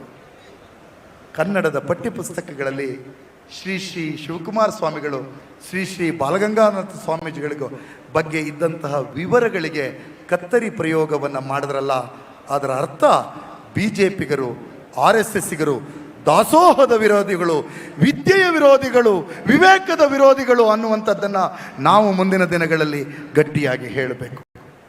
ಸ್ನೇಹಿತರೆ, ಹೆಣ್ಮಕ್ಳ ಪರಂಪರೆಯನ್ನು ಬಂದಾಗ ನಾನು ಆ ಮಾತನ್ನು ನೆನಪು ಮಾಡ್ಕೋಬೇಕು. ನಾನು ಇತ್ತೀಚೆಗೆ ಒಂದು ಮಹಿಳಾ ಕಾಂಗ್ರೆಸ್ಸಿನ ಸಮಾವೇಶ ಮಾಡಿದ್ದೆ. ಆ ಸಮಾವೇಶದಲ್ಲಿ ನಾನು 4-6 ಜನರ ಫೋಟೋಗಳನ್ನು ಹಾಕಿದ್ದೆ. ತಾಯಿ ಸರೋಜಿನಿ ನಾಯ್ಡು, ಕಮಲಾ ನೆಹರು ಇವ್ರದೆಲ್ಲ ಹಾಕಿದ್ದೆ. ಯಾರ ಕೇಳಿದ್ರು, ಇದೇನ್ರಿ ನೆಹರು ಫೋಟೋ ಮಾತ್ರ ನೋಡ್ತಾ ಇದ್ರಿ, ಕಮಲಾ ನೆಹರು ಫೋಟೋ ಯಾಕೆ ಹಾಕಿದ್ದೀರಿ ಅಂತ. ನಾನು ಆಗ ಹೇಳಿದೆ, ಕಾಂಗ್ರೆಸ್ಸಿನ ಹೆಣ್ಣು ಮಕ್ಕಳಿಗೆ ಸರೋಜಿನಿ ನಾಯ್ಡು ಮತ್ತು ಕಮಲಾ ನೆಹರು ಒಂದು ಶ್ರೇಷ್ಠ ಪರಂಪರೆ ಆಗಬೇಕು. ಜವಾಹರ್ಲಾಲ್ ನೆಹರು ಅವರು ಅಸಹಕಾರ ಚಳುವಳಿಯ ಕಾರಣಕ್ಕಾಗಿ ಜೈಲಿಗೆ ಹೋದರೂ ಸಹಿತ ಕಾಂಗ್ರೆಸ್ಸಿನ ಶಿಬಿರದಲ್ಲಿ ಶಿಬಿರಾರ್ಥಿಗಳಿಗೆ ನೀರನ್ನು ಪೂರೈಸುತ್ತಾ ಸ್ವಯಂ ಸೇವಕಿಯ ತಡೆದ ದುಡಿದಿರ್ತಕ್ಕಂಥ ಕಮಲಾ ನೆಹರು ನಮ್ಮ ಪರಂಪರೆ ಅನ್ನೋದನ್ನು ಹೇಳಲಿಕ್ಕೆ ನಮ್ಮ ಹೆಣ್ಣು ಮಕ್ಕಳು. ಅಖಂಡ ಭಾರತ ಎನ್ನುವುದು ನಿರಂತರವಾಗಿರಬೇಕು ಎನ್ನುವ ಒಂದು ದೃಢ ಸಂಕಲ್ಪದ ಕಾರಣಕ್ಕಾಗಿ ಇಂದಿರಾ ಗಾಂಧಿಯವರ ಬಲಿದಾನವಾಯಿತು. ಹಾಗಾಗಿ ಇವತ್ತು ಕೋಮುದ್ವೇಷಗಳನ್ನು ತುಂಬಿಕೊಂಡಿರ್ತಕ್ಕಂಥ ಯುವಕರು ಇವತ್ತು ಬೀದಿಗೆ ಹೆಣ ಹಾಕ್ತಿದ್ದಾರೆ. ಆ ಯುವಕರ ಸಾವನ್ನು ಆರೋಪಿಸಿ ಜೈಲಿಗೆ ಹೋದವರು ಇವತ್ತು ವಿಡಿಯೋ ಕಾಲಲ್ಲಿ ಮಾತಾಡ್ತಿದ್ದಾರೆ. ಗೃಹ ಸಚಿವರು ಒಬ್ಬ ಸಹೋದರನ ಕಳ್ಕೊಂಡಿರ್ತಕ್ಕಂಥ ಅಕ್ಕನಿಗೆ ಸಾಂತ್ವನದ ಮಾತಾಡುವ ಬದಲು ಬೆದರಿಸಿ ಕಳಿಸ್ತಾ ಇದ್ದಾರೆ. ಈ ಪರಂಪರೆಯ ಬಗ್ಗೆ ನಾವು ಎಚ್ಚರಿಕೆಯಿಂದ ಇರಬೇಕು. ಸ್ನೇಹಿತರೆ, ನಾನು ಒಂದು ಮಾತನ್ನು ಹೇಳ್ತೇನೆ. ಮೋಸ್ಟ್ಲಿ ಕೃಷ್ಣ ಅಲೆವರ ಅವರು ಮಾತಾಡ್ತಾ ಹೇಳಿದರು, ನಮ್ಮ ರಾಷ್ಟ್ರೀಯತೆಯ ಬಗ್ಗೆ ಮಾತಾಡ್ತಾ ಹೇಳಿದರು. ನಮ್ಮ ರಾಷ್ಟ್ರೀಯತೆ ಯಾವುದು ಅನ್ನೋದನ್ನು ಮಾತಾಡ್ತಾ ಹೇಳಿದ್ರು. ನೆನಪಿಟ್ಕೋಬೇಕು, ಶುದ್ಧ ಭಾರತೀಯನಾಗುವುದು, ಶುದ್ಧ ಕನ್ನಡಿಗನಾಗೋದು, ಶುದ್ಧ ಮನುಷ್ಯನಾಗುವುದು, ಶುದ್ಧ ತಮಿಳಗನಾಗುವುದು, ಶುದ್ಧ ಮಲಯಾಳಿ ಆಗುವುದು, ಶುದ್ಧ ಮರಾಠಿ ಆಗುವುದು, ಎಲ್ಲರನ್ನ ಪ್ರೀತಿಸೋದು ಇವತ್ತಿನ ಅವಶ್ಯಕತೆ. ವಡ್ದಾಳ ರಾಜಕಾರಣ ಮಾಡಿದ್ರಲ್ಲ, ನಾನು ಒಂದು ಇತಿಹಾಸವನ್ನು ನಿಮ್ಮ ಎದುರುಗಡೆ ಹೇಳಬೇಕು. ಶ್ರೀಲಂಕಾ ಇವತ್ತು ಈ ಪರಿಸ್ಥಿತಿಗೆ ಬಂದ ನಿಂತರೆ ಅದರ ಹಿನ್ನೆಲೆ ಭಾರಿ ಹಿಂದಕ್ಕಿದೆ. 1956ರಲ್ಲಿ ಶ್ರೀಲಂಕಾದಲ್ಲಿ ಒಂದು ಘೋಷಣೆಯನ್ನು ಹೇಳ್ತಾರೆ. ನೆನ್ಪಿಟ್ಕೋಬೇಕು, 1956ರಲ್ಲಿ ಆ 56ರಲ್ಲಿ ಶ್ರೀಲಂಕಾದಲ್ಲಿದ್ದಂತಹ ಮೂರ್ಖ ಪ್ರಧಾನಿ ಮತ್ತು ರಾಷ್ಟ್ರಾಧ್ಯಕ್ಷ ಹೇಳುವ ಘೋಷಣೆ ಯಾವುದು ಅಂತಂದರೆ ಅದು ಈ ಶ್ರೀಲಂಕನ್ನರಿಗಾಗಿ ಮಾತ್ರ ಅಂತ ಘೋಷಣೆಯನ್ನು ಕೊಡ್ತಾರೆ. ಆ ಕಾರಣಕ್ಕಾಗಿ ಅಲ್ಲಿ ಉಗ್ರವಾದಿ ಸಂಘಟನೆಗಳು ಹುಟ್ಟುಕೊಂಡು ಇವತ್ತು ಶ್ರೀಲಂಕಾದ ರಾಷ್ಟ್ರಾಧ್ಯಕ್ಷ, ಶ್ರೀಲಂಕಾದ ಪ್ರಧಾನಿ, ಅವನು ಊರಿನ ಜನ ಅನ್ನ ಕೊಡು ದೊರೆ ಅಂತ ಬಂದರೆ ಊರು ಬಿಟ್ಟು ಹಡಗು ದಾಟಿ ವಿಮಾನ ಹತ್ತಿ ಬೇರೆ ಕಡೆ ಕದ್ದೋಡ್ತಕ್ಕಂಥ ಪರಿಸ್ಥಿತಿ ಬಂದಿದೆಯಲ್ಲ, ಇದಕ್ಕೆ ಕಾರಣ ಆ ದೇಶವನ್ನು, ಆ ಒಂದು ನೆಲವನ್ನು ಕೆಲವರಿಗಾಗಿಯೇ ಮೀಸಲಿಡ್ತಕ್ಕಂಥ ಪ್ರಯತ್ನಕ್ಕೆ. ಇವತ್ತು ನಾವು ಹೇಳಬೇಕು, ತೆಲುಗಿನ ಕವಿಯ ಮಾತನ್ನು ಹೇಳಿ ನನ್ನ ಮಾತನ್ನು ಮುಗಿಸ್ತೇನೆ. ಅಪ್ಪಾರಾವ್ ಗುರ್ಜಡ ಅನ್ನುವಂಥ ತೆಲುಗಿನ ಕವಿ ಒಂದು ಮಾತನ್ನು ಹೇಳ್ತಾರೆ. ದೇಶ ಮಂಟೆ ಮಟ್ಟಿ ಕಾದು, ದೇಶ ಮಂಟೆ ಮನುಷ್ಯರು. ದೇಶ ಅಂತಂದರೆ ಬರೀ ಕಲ್ಲು, ಬೆಟ್ಟ, ಗುಡ್ಡ, ನದಿ ಅಲ್ಲ. ದೇಶ ಅಂತಂದರೆ ಅಲ್ಲಿರ್ತಕ್ಕಂಥ ಮನುಷ್ಯರು. ಹಾಗಾಗಿ ಆ ಎಲ್ಲ ಮನುಷ್ಯರನ್ನು ಪ್ರೀತಿಸ್ತಕ್ಕಂಥ ರಾಜಕಾರಣವನ್ನು ಯುವ ಕಾಂಗ್ರೆಸ್ ಪ್ರಾರಂಭ ಮಾಡಬೇಕು. ಜಾತಿ ಮತಧರ್ಮದ ಕೋಮು ದ್ವೇಷದ ವಿರುದ್ಧ ಇವತ್ತು ಯುವ ಕಾಂಗ್ರೆಸ್ ಗಟ್ಟಿಯಾಗಿ ಮಾತಾಡಬೇಕು. ಆ ಎಲ್ಲ ಮಾತಾಡೋದಕ್ಕೆ ನಿಮಗೆ ಕೊಟ್ಟಿರ್ತಕ್ಕಂಥ ಅಭಿಯಾನಗಳು ಪೂರಕವಾಗಿರಲಿ ಅಂತೇಳಿ ನನ್ನ ಮಾತುಗಳನ್ನು ಮುಗಿಸ್ತೇನೆ. ಧನ್ಯವಾದಗಳು.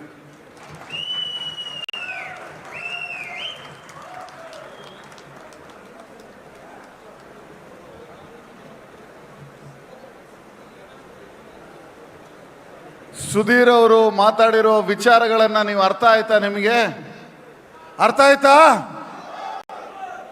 ತುಂಬಾ ಚೆನ್ನಾಗಿ ಮಾತಾಡಿದ್ದಾರೆ, ಅರ್ಥಪೂರ್ವಕವಾಗಿ ಮಾತಾಡಿದ್ದಾರೆ.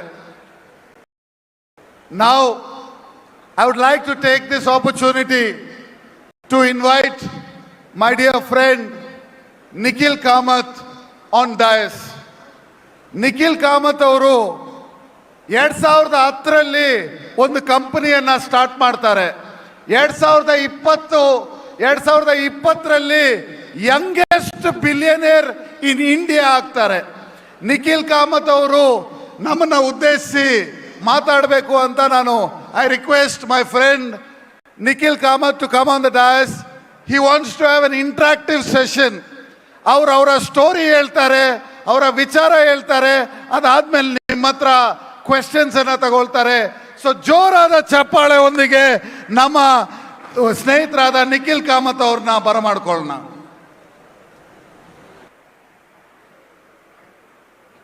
Hi, my Kannada is not so good, so I'm going to try speaking in English. Uh, I don't really have much context of politics. I don't know what you guys do and how involved you guys are in politics. I'll tell you a little bit about me and then maybe we can do a interactive session. The one thing I wanted to stress about is it is so encouraging to see so many young people come out and participate and be actively involved in politics like Nala. I think it's very important for the future of our country that more young people come out and they participate and they're as involved as he is right now. I'm 35 years old now. I've grown up in Bangalore. I started my life trading the stock markets when I was about 17 years old. And for the last 17, 18 years of my life, I have kept trading and I work in the fintech business primarily. So things like lending, asset management, broking is what I do. But so that I don't continue and bore you guys because I don't know contextually if finance will be interesting as a subject, I think we'll make it more interactive and maybe, we get someone to ask questions and stuff like that.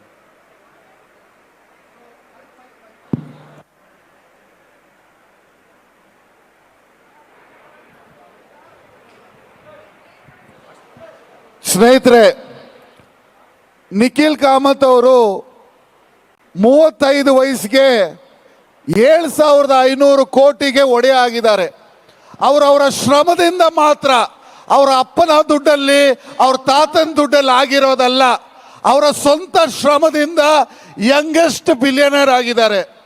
ಇವ್ರು ಯಾವುದೇ ಒಂದು political ಸಂಸ್ಥೆಗೆ ಯಾವತ್ತೂ ಕೂಡ ಹೋಗಿಲ್ಲ, ಅಲ್ಲಿ ಹೋಗೋದು ಇಲ್ಲ. ನನ್ನ ಒಂದು ಸ್ನೇಹ, ನನ್ನ ಮೇಲಿರೋ ಒಂದು ಪ್ರೀತಿ, is a very dear friend of main.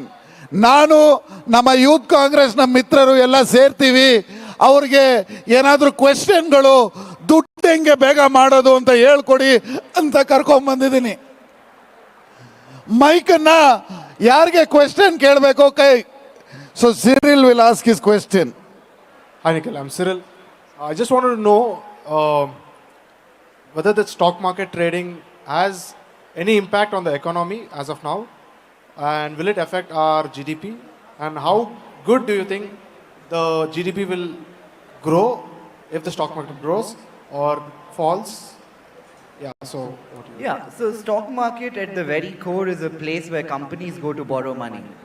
So when you see a stock which is trading, let's say Reliance for example, the reason Reliance needs the stock market is when they need new money to kind of grow their business.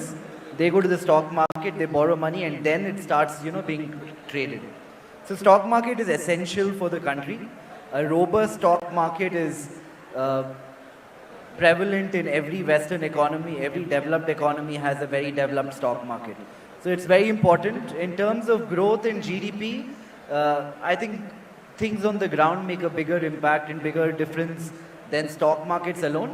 But I would say stock markets are a benchmark in a way. They tell you how well the underlying economy is doing. Thank you. ಬೇರೆ ಯಾರಾದರೂ question, interesting question ಕೇಳಿ, ಕೈ ಎತ್ತಿ. ಅಬ್ದುಲ್, ಯಾರಾದರೂ ಒಬ್ರು ಕೇಳಿ, ದುಡ್ಡು ಹೆಂಗ್ ಮಾಡೋದು ಅಂತ ಕೇಳ್ರಿ. Hi, my name is Abdul. So we are from Youth Congress. Most of people are here from rural part of India. So what we can and how we can invest in stock markets a bit little or a bit more, which stocks are safe or a long-term investment where we can help us financially also, and where others people can also invest here, especially rural part of India, they don't know what is stock marketing. So can you be brief about what stock market and explain them? And our president also can convert that into Kannada for what stock market and how we can invest it. I think this internet access and smartphones now are available in all rural parts of the country. Everybody has access to internet. So if for somebody sitting in Bangalore, Bombay or Delhi can invest in the stock market, it's exactly the same in a rural town or a tier 2, 3 smaller village. So accessibility is there. The one thing you need to remember about stock markets is stick to larger blue chip companies and don't try to buy companies which are too tiny, trying to double your money and stuff like that. As long as you stick to quality, you would generally do well. But everybody should participate. Inflation is so high right now in India that you can't keep your money in a bank FD or a savings account anymore because inflation is higher than the return bank gives you. So stock market is a good place to kind of hedge against inflation, and I think it's extremely important for everyone to participate. So ನಿಮ್ಮ ಕ್ವೆಶ್ಚನ್ಗೆ ನಾನು ಉತ್ತರ ಕೊಡ್ತೀನಿ ನನಗೆ ಗೊತ್ತಿರೋ ರೀತಿಯಲ್ಲಿ. ಮೊದಲು stock purchase ಮಾಡಬೇಕಂದ್ರೆ ಒಬ್ಬ ಬ್ರೋಕರ್ ಹತ್ರ ಹೋಗಿ ನನಗಿಷ್ಟು ಸ್ಟಾಕ್ ಕೊಡಿ ಅಂತ ಕೇಳಬೇಕಿತ್ತು. ನನ್ನ ಸ್ನೇಹಿತ ನಿಖಿಲ್ ಕಾಮತ್ ಯಾರು ಇಲ್ಲಿ ನಿಂತಿದ್ದಾರೆ, ಅವರು ಈ ಬ್ರೋಕರ್ನ ಸೆಂಟ್ರಿಂದ ತೆಗೆದಾಕ್ಬಿಟ್ಟು ನಿಮ್ಮ ಮೊಬೈಲ್ ಥ್ರೂ ಝೀರೋದಾ ಅನ್ನೋ ಒಂದು ಆ್ಯಪಿಂದ ನೀವೇ ಪರ್ಚೇಸ್ ಮಾಡ್ಬೋದು, ನೀವೇ ಸೇಲ್ ಮಾಡ್ಕೊಬೋದು ಅನ್ನೋ ಒಂದು ಸಿಸ್ಟಮನ್ನು ತಂದಿದ್ದಾರೆ. ಮೊದಲು ಕಮಿಷನ್ ತುಂಬ ಜಾಸ್ತಿ ಇತ್ತು, ಒಂದೊಂದು ಟ್ರೇಡ್ಗೂ ಪರ್ಸೆಂಟೇಜ್ ಕೊಡಬೇಕಿತ್ತು.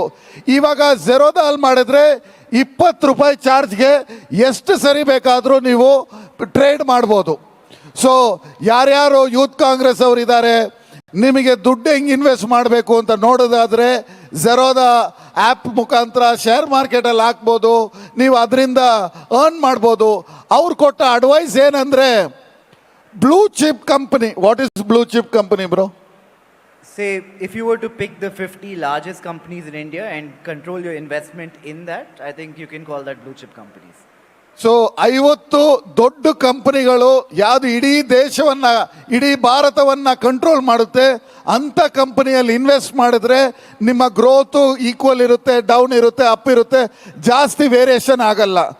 ಚಿಕ್ಕ ಕಂಪನಿಯಲ್ಲಿ ದುಡ್ಡನ್ನು ಬೇಗ ಡಬಲ್ ಮಾಡೋಣ, ಜಾಸ್ತಿ ಇಂಟ್ರೆಸ್ಟ್ ಸಿಕ್ಕುತ್ತೆ, ಜಾಸ್ತಿ ಕಾನ್ಸೆಪ್ಟ್ ಸಿಕ್ಕುತ್ತೆ ಅಂತ ಹೋದರೆ ಆಗಲ್ಲ. Nikhil, I have one question. What do you think about the crypto market? What do you think that the cryptocurrency, or how do we deal with that? Well, personally, I don't like crypto as an asset class. And with the new regulation which has come out, it has become very hard for anybody to invest in crypto in India. That TDS has kind of killed the market. If I have to pay 1% TDS or I have to like withdraw 1% tax each time I do a crypto transactions, that means that with 50 transactions, my money is blocked for 1.5 years till I get that tax amount back. So the crypto market in India in the last 2-3 months has completely died. I would say volumes are down by 80-90%. Bitcoin, for example, has come down from 60,000 to 20,000. And it does not look like it will end here. I think the pain is going to continue for a while. Any other questions? Question. ನಮಸ್ತೆ. ಈಗ ದುಡ್ಡಿರೋರು ಮಾತ್ರ invest ಮಾಡ್ಬೋದು sir. ದುಡ್ಡಿಲ್ಲದೆ ಇರೋ ಅಂಥವ್ರು ಯಾವ ಥರ ದುಡ್ಡು ಮಾಡಬೇಕು ಅಂತ ದಯವಿಟ್ಟು ಸ್ವಲ್ಪ ತೋರಿಸ್ಕೊಡ್ಬೇಕು, ಹೇಳ್ಕೊಡ್ಬೇಕು. ನಿಖಿಲ್, ನೀವು ಸ್ಟಾರ್ಟ್ ಮಾಡಿದಾಗ ನಿಮ್ಮ ಹತ್ರ ಎಷ್ಟು ದುಡ್ಡಿತ್ತು? ಇರಲಿಲ್ಲ. ನಾವು ಸ್ಟಾರ್ಟ್ ಮಾಡಿದಾಗ it was 17-18 years ago when we got into trading. The capital we started was, like 1 lakh rupees or 2 lakh rupees. It's just that we got lucky in the cycle and there was this big bull run and technology kind of disrupted that bridge between having money to invest versus building something. But I think the key here is to make money, you need to like start investing. It doesn't matter how much money. Even if you can make 15% a year and you're saving like, 50,000 rupees or 1 lakh rupees a year in investing, in 10-20 years, it'll make a significant change. Any other question? Okay. Hi sir, what inspired you to take an initiative for the stock market, sir? I would say it was partly necessity. The good thing about stock markets is you don't need to be a graduate, you don't need to have a degree. Everybody has a level playing field. Anybody can come in and if you're good, you will make money. So that was very appealing to me because I was not very good at academics and education was not something I was very interested in. So as a 17-year-old without a college degree, this was one platform where you could come in, you could build something, and you would be treated just like anyone else. Did you got any influencer to go through the stock market, sir? Can you say that again? No, did you got any influencer, sir, to go with this stock market? Yeah, I think by virtue of the people I used to hang out with when I was 17, there were a lot of people who had started trading back then, my friend circle. So I think that was the biggest influence. Okay, thank you, sir. Any other question? One or two more question. Paromita, hello Sophie. ಹಾ ಕೇಳಪ್ಪ ಅಶೋಕ್. ಈಗ share market ಬಿಟ್ಟೋಣ, ನಾವೆಲ್ಲ ರೈತರ ಮಕ್ಕಳು, ನಾವುಗಳು ದುಡ್ಡು ಮಾಡೋಕ್ಕಾಗಲ್ವಣ? ಯಾವ ರೀತಿ ಮಾಡಬೇಕು ದುಡ್ಡು ಶೇರ್ ಮಾರ್ಕೆಟ್ ಬಿಟ್ಟು?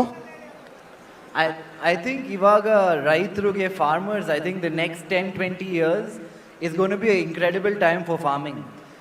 Food security across the world is becoming such a big thing that even as a farmer, if you're able to, inculcate technology, like, aggregate land and, get together with other farmers and become bigger, I think food and food security is going to be the business to be in the next 10-20 years. I don't think farmers have had a great decade, but I think the next decade will be very good. Thank you. Paromita. Hello. Ah. Hi.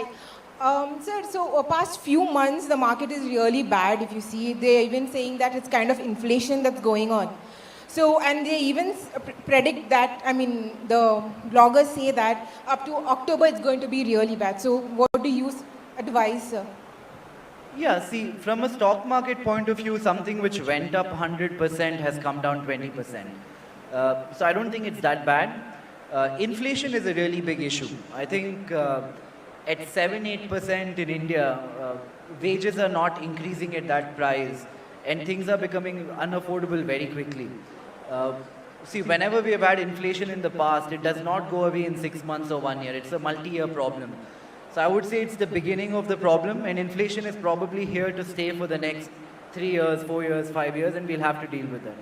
So, sir, we youngsters that we can plan as of now for a long-term investment with with the Nifty, the top most 5 companies. Can we actually plan for that? Yeah, of course. Yeah, I think you should. I think you should stick to the Nifty and buy companies in that. Okay, and I would like to answer the couple of questions what they have asked, like how can we make money? Yeah. I would just like to share my experience. In the month of January, I had, it was my first investment for 1 lakh rupees, and within 3 months, I doubled it and made it 3 lakhs. So if you need an experience, like somebody was asking, how could we do it? Yeah. My suggestion is like you could invest a small amount and come up to, and you can gain a good profit out of it. I And agree with patience is the big key role which plays here. Thank you. ಅಶೋಕಣ್ಣ ಕೇಳಿಸ್ಕೊಂಡ 1 lakh ರೂಪಾಯಿ ಹಾಕಿ 3 ಲಕ್ಷ ರೂಪಾಯಿ ತಗೊಂಡ್ಲಂತ ಹಾಕಿ ಕಲ್ತ್ಕೊಂಡು ಏನಾದರೂ ಒಂದು ಸ್ವಲ್ಪ. ಇನ್ನು ಯಾವುದಾದ್ರೂ question ಇದೆಯಾ? ಹೇಳಿ ಆದರ್ಶ್. ಸರ್ ನಮಸ್ಕಾರ. ನಿಮ್ಮ ಕಂಪನಿಯ ಹಣ ಮಾಡುವ ಅಂದರೆ ದೊಡ್ಡ ಒಬ್ಬ ಆಂಟ್ರಪ್ರನರ್ ಆಗಿ ನಾವು ಕಂಡೋದಕ್ಕಿಂತ ಕೋವಿಡ್ದಲ್ಲಿ ನೀವು ಸೋಷಿಯಲ್ ರೆಸ್ಪಾನ್ಸಿಬಿಲಿಟಿನ ಹ್ಯಾಂಡಲ್ ಮಾಡಿದ್ದು ನಮಗೆ ಫಸ್ಟ್ ಟೈಮ್ ಗೊತ್ತಾಗಿದ್ದು. ಝಿರೋದಾ ಅನ್ನೋ ಒಂದು ಕಂಪನಿ CSR ಫಂಡ್ಸನ್ನು ಎಷ್ಟು ಅದ್ಭುತವಾಗಿ ಯುಟಿಲೈಸ್ ಮಾಡ್ತು ಅಂತ. ಈಗಲೂ ಆ್ಯಕ್ಚುಲಿ ಅಸ್ಸಾಂ ಫ್ಲಡ್ಸಲ್ಲಿ ನಿಮ್ಮ ಕಂಪನಿಯ ಹುಡುಗರು ವರ್ಕ್ ಮಾಡ್ತಿರೋದು ನಾವು ಫಾಲೋ ಮಾಡ್ತಿದ್ದೀವಿ, ನೋಡ್ತಿದ್ದೀವಿ.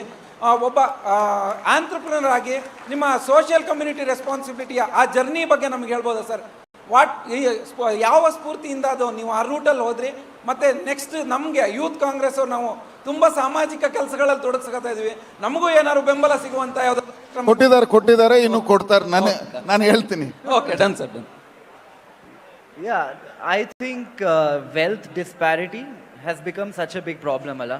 Like, if 100 people have all the money of the country or 90% of the money of the country, something has to change. So our CSR in a way is trying to work around education.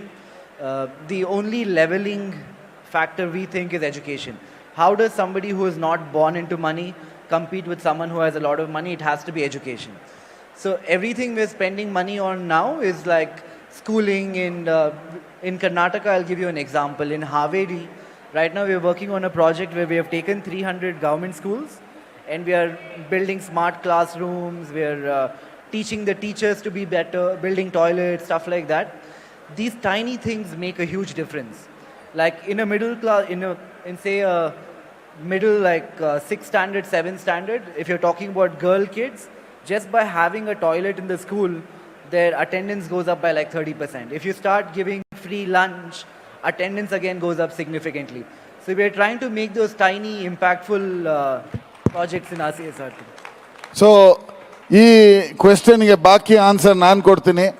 Covid ಸಮಯದಲ್ಲಿ ನನ್ನ ತಂದೆ ಕ್ಷೇತ್ರಕ್ಕೆ 50,000 ಕಿಟ್ಟನ್ನು ನಿಖಿಲ್ ಅವರು ಕೊಟ್ಟಿದ್ರು ನಮ್ಮ ಜನಕ್ಕೆ ಕೊಡೋಕ್ಕೆ.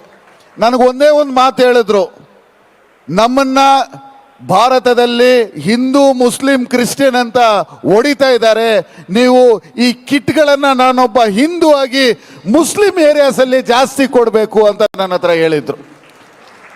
So Nikhil is not only an entrepreneur, not only a successful entrepreneur. How many % of your wealth have you pledged to give away? About 30%. 30% of his wealth. ಅವ್ರ ಹತ್ರ ಏನೇ ಇದ್ರೂ ಕೂಡ 30% ಅನ್ನ ವಾಪಸ್ ಸಮಾಜಕ್ಕೆ ಕೊಡುವಂಥ ಕಾರ್ಯಕ್ರಮ ಕೂಡ ಮಾಡಿದ್ದಾರೆ. ಆಮೇಲೆ ಒಂದಿನ ನಾವು ಸ್ವಲ್ಪ ದೊಡ್ಡ ನಮ್ಮ ಫ್ರೆಂಡ್ಸ್ ಎಲ್ಲ ಸೇರಿದ್ವಿ, ಎಲ್ಲರಿಗೂ ಕೈ ಹಿಡ್ಕೊಂಬಿಟ್ರು, ನೀನು ನಿನ್ನ 30% ಕೊಡು, ನೀನು 30% ಕೊಡು ಅಂತ. ಅವ್ರು ಏನು ಹೇಳಿದ್ರು ಅಂದರೆ, ಈ ವಿಚಾರ ಕೊಟ್ಟರೆ ಮಾತ್ರ ಸಿಕ್ಕುತ್ತೆ, ನೀವು ಎಷ್ಟು ಕೊಡ್ತೀರಾ ಅಷ್ಟು ಜಾಸ್ತಿ ಸಿಕ್ಕುತ್ತೆ ಅಂತ. So a lot of learning. I think Krishna sir has something. Yeah. Hello. So you said you started your career about 17, 18 years ago. There must have been a lot of ups and downs, some probably very difficult times where you did not see the end of the tunnel. If you could share some experiences that kept you going and brought you where you are today, I think it would help a lot of us who are probably individually and collectively facing a situation where we are not able to see light at the end of the tunnel. Thanks. Yeah, I mean, tough question. See, I think the one thing people will do well to remember is nothing is permanent. Like, not success, not adversity, everything is just a factor of time, right? Like right now, today, I'm able to speak to you because I've gotten as lucky in my cycle wherever I am today. Back in the day when I was younger, and for a trader, you get your result every day because it's not arbitrary. You don't figure out after 5 years if you've done well or not, because you either make money or you lose money, and at the end of the day, you know how well you've done.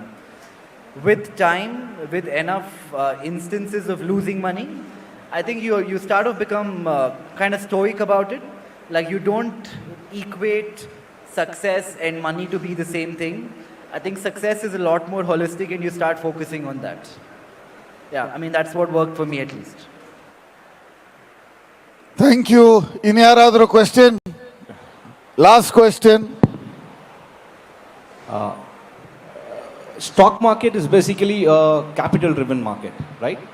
And a country like India, which is, which had a socialist government for the past so many years, and we want to create jobs basically. India was a country which was creating jobs, but today, after the BJP government is taken down, it's like a mere capitalist government here, and there is huge job crisis here. And stock market does not produce physical jobs. I'm right? So it does not produce any physical jobs. So what would be your insight on this? How would we go ahead with this to balance the physical jobs and the capital driven stock market? Yeah, see, jobs are good, physical, virtual, like in whatever form you look at it. See, socialism at the very crux has a problem in India because of the scale of India. We are not a very rich country, right? I mean, like 3% of our country files tax, maybe 1% actually pays income tax in a reasonable manner. How a socialist model can support 1,400 million people or whatever our population is today, I think is very hard. Capitalism has to be encouraged. This 1% which is kind of like supporting the country largely today, I think that 1% has to become larger, and the only way to do that is probably by virtue of capitalism. So I'm a big proponent of capitalism over socialism, and even if you go back in time in history, I think there are more examples of capitalism having done better for countries than socialist economies. And in terms of unemployment, I get that the way we measure unemployment is quite flawed. We don't say population 1,400, how many people are working, how many people are not. We don't look at it like that. we say people above the age of 16, educated, willingly looking for a job, and that number comes up to 8-9%. But if you look at it on the ground, unemployment is probably significantly larger. And it's not even a political thing, right? I mean, the current party, the party who was in power before them, or who will be in the future, a political party has so little they can control when it comes to jobs. So I think it will have to be entrepreneurship and capitalism which will change the unemployment more than anything else. Thank you, Nikhil. I would request Krishna sir and Srinivas ji to come on the stage and felicitate my friend, dear Nikhil. Sir, I just want to give you a brief. Krishna Alvaru is our in charge of Youth Congress All India. So he's been a large part in grooming me and putting me in this place. And the other man is Srinivas. He was the one who was the most tagged man on Twitter during COVID for SOS IYC. So these are the two. Bani, please. ಮುಖಾಂತರ ನಾವು ಅವ್ರಿಗೆ ಅಭಿನಂದನೆಗಳನ್ನ ಸಲ್ಲಿಸೋಣ. ಈಗ just 7 ಎಷ್ಟು billionaire ಹೇಳಿದ್ರಿ, ಜಾಸ್ತಿ ಇದೆ. ಅದು ಇನ್ನೂ 100 ಆಗಲಿ ಅಂತ ನಾವು ಕೇಳ್ತಾನ. ಇದೇ ರೀತಿ ಅವರು ಈ ಸಮಾಜಕ್ಕೂ ಸಹ ಸೇವೆ ಮಾಡ್ತಾ ಇರಲಿ ಅಂತ ನಾನು ಕೇಳ್ಕೊಳ್ತೀನಿ. 100 ಕೋಟಿ ಅವ್ರ ಸ್ಯಾಲ್ರಿನೇ ಇದೆ. 100 ಇವತ್ತು ಎಲ್ಲರೂ ಕೂಡ ಸ್ವಲ್ಪ ಗೂಗಲ್ ಮಾಡಿ ಓದಿ. Thank you Nikhil, I am not going to walk you out please.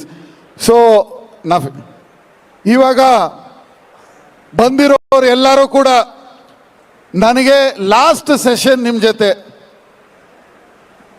Last session ನಾನು ಕೆಳಗಡೆ ಬರ್ತೀನಿ. ಎಲ್ಲ ಮೈಕ್ಗಳು ಎಲ್ಲ ಕಡೆ ಕೊಡಿ. ಯಾರು ಮಾತಾಡ್ತಾರೆ ಎಲ್ಲರಿಗೂ ಮೈಕ್ಗಳು ಡಿಸ್ಟ್ರಿಬ್ಯೂಟ್ ಮಾಡಿ ಕೂತ್ಕೊಳ್ಳಿ.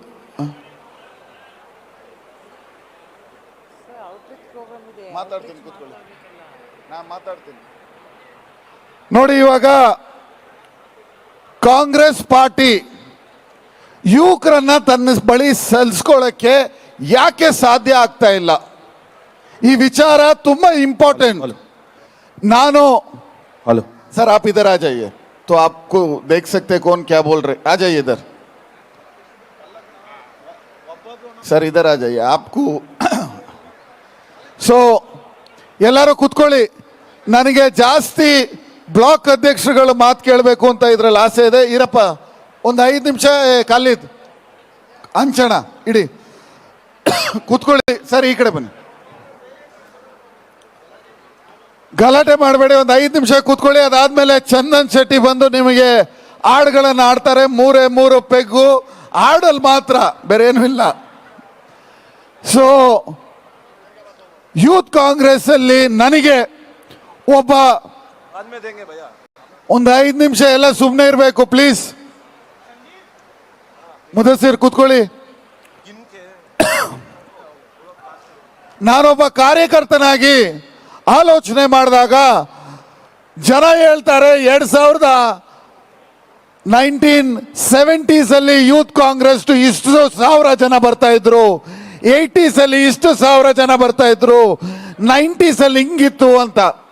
ಆದರೆ ಇವತ್ತು ಒಂದು ಕಾರ್ಯಕ್ರಮ ಮಾಡಬೇಕಂದ್ರೆ, ಜನ ಸೇರ್ಬೇಕಂದ್ರೆ ಎಷ್ಟು ಕಷ್ಟ ಇದೆ ಅಂತ ನನಗೆ ಗೊತ್ತು. ನಾವು ಒಬ್ಬೊಬ್ರು ಎಷ್ಟು ಕಷ್ಟ ಪಡಬೇಕು ಅಂತ. ಯೂತ್ ಕಾಂಗ್ರೆಸ್ ಜೊತೆ ಹೆಂಗ್ ಜೋಡಿಸ್ಬೇಕು, ಯೂತ್ ಕಾಂಗ್ರೆಸ್ ಜೊತೆ ಹೆಂಗ್ ಬರಬೇಕು ಅಂತ ನಾವು ಇವತ್ತು ಈ ಡಿಸ್ಕಷನ್ ಮಾಡ್ತಾ ಇದ್ದೀವಿ. ಇಲ್ಲಿ ಬಂದಿರುವಂಥ ಎಲ್ಲ ಬ್ಲಾಕ್ ಅಧ್ಯಕ್ಷರಲ್ಲಿ ನಾನು ಫಸ್ಟ್ ಕೇಳೋದು, ಯಾರ್ಯಾರು ಬ್ಲಾಕ್ ಅಧ್ಯಕ್ಷರು ಇದ್ರ ಬಗ್ಗೆ ಡಿಸ್ಕಸ್ ಮಾಡಕ್ಕೆ ಇಷ್ಟ ಇದೆ ಅಂದ್ರೆ ಮೈಕ್ ಕೊಡಿ. ಬ್ಲಾಕ್ ಅಧ್ಯಕ್ಷರು ಕೊಡಿ ಇಲ್ಲಿ. ನೀನು ಸ್ಪೀಚ್ ಎಲ್ಲ ಕೊಡಬಾರ್ದು, ಬರೀ ಪಾಯಿಂಟ್ ಮಾತಾಡ್ಬೇಕು. ಮಾತಾಡಿ, ಲೈವ್ ಕಟ್ ಮಾಡ್ಬಿಡಿ, ಲೈವ್ ಯಾವುದು ಬೇಡ. ಬ್ಲಾಕ್ ಅಧ್ಯಕ್ಷರು ಯಾರಾದ್ರೂ ಮಾತಾಡ್ಬೇಕಾದ್ರೆ ಮುಂದೆ ಬರಬೇಕು, ಸ್ವಲ್ಪ ಮೈಕ್ ಅಷ್ಟು ದೂರ ಬರಲ್ಲ.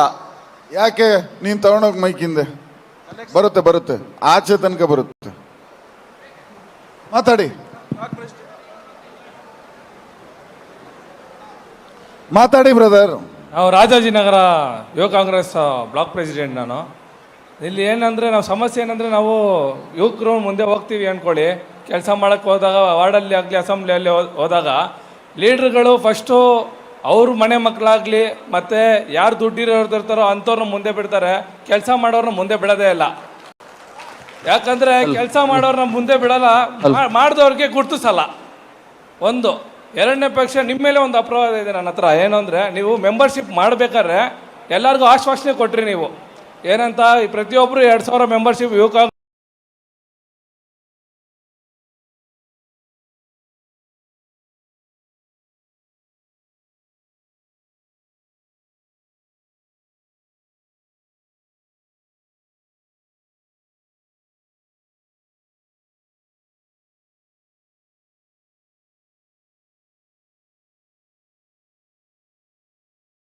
ಗ್ರಾಹಕರೇ, ಸೆಕೆಂಡ್ ಹ್ಯಾಂಡ್ ವಾಹನ ಬೇಕಾ?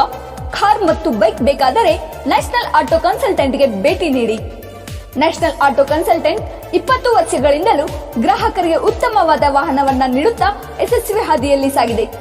ಇಲ್ಲಿ ಎಲ್ಲ ತರಹದ ಸೆಕೆಂಡ್ ಹ್ಯಾಂಡ್ ಬೈಕ್ ಮತ್ತು ಕಾರುಗಳು ಸಿಗುತ್ತದೆ. ವಿಶೇಷವೇನೆಂದರೆ ಲೋನ್ ಮೂಲಕವೂ ವಾಹನ ಖರೀದಿ ಮಾಡಬಹುದು. ಪ್ರತಿ ಭಾನುವಾರ ಮೇಳ ಇರುತ್ತದೆ. ನಿಮಗೆ ಸೆಕೆಂಡ್ ಹ್ಯಾಂಡ್ ವಾಹನ ಬೇಕಾದರೆ ಮತ್ತು ಎಕ್ಸ್ಚೇಂಜ್ ಮಾಡಬೇಕಾದರೆ ನ್ಯಾಷನಲ್ ಆಟೋ ಕನ್ಸಲ್ಟೆಂಟ್ಗೆ ಭೇಟಿ ಕೊಡಿ. ನೀವು ಭೇಟಿ ನೀಡಬೇಕಾದ ಸ್ಥಳ old DSP circle, BSL office near KC park, Dharwad.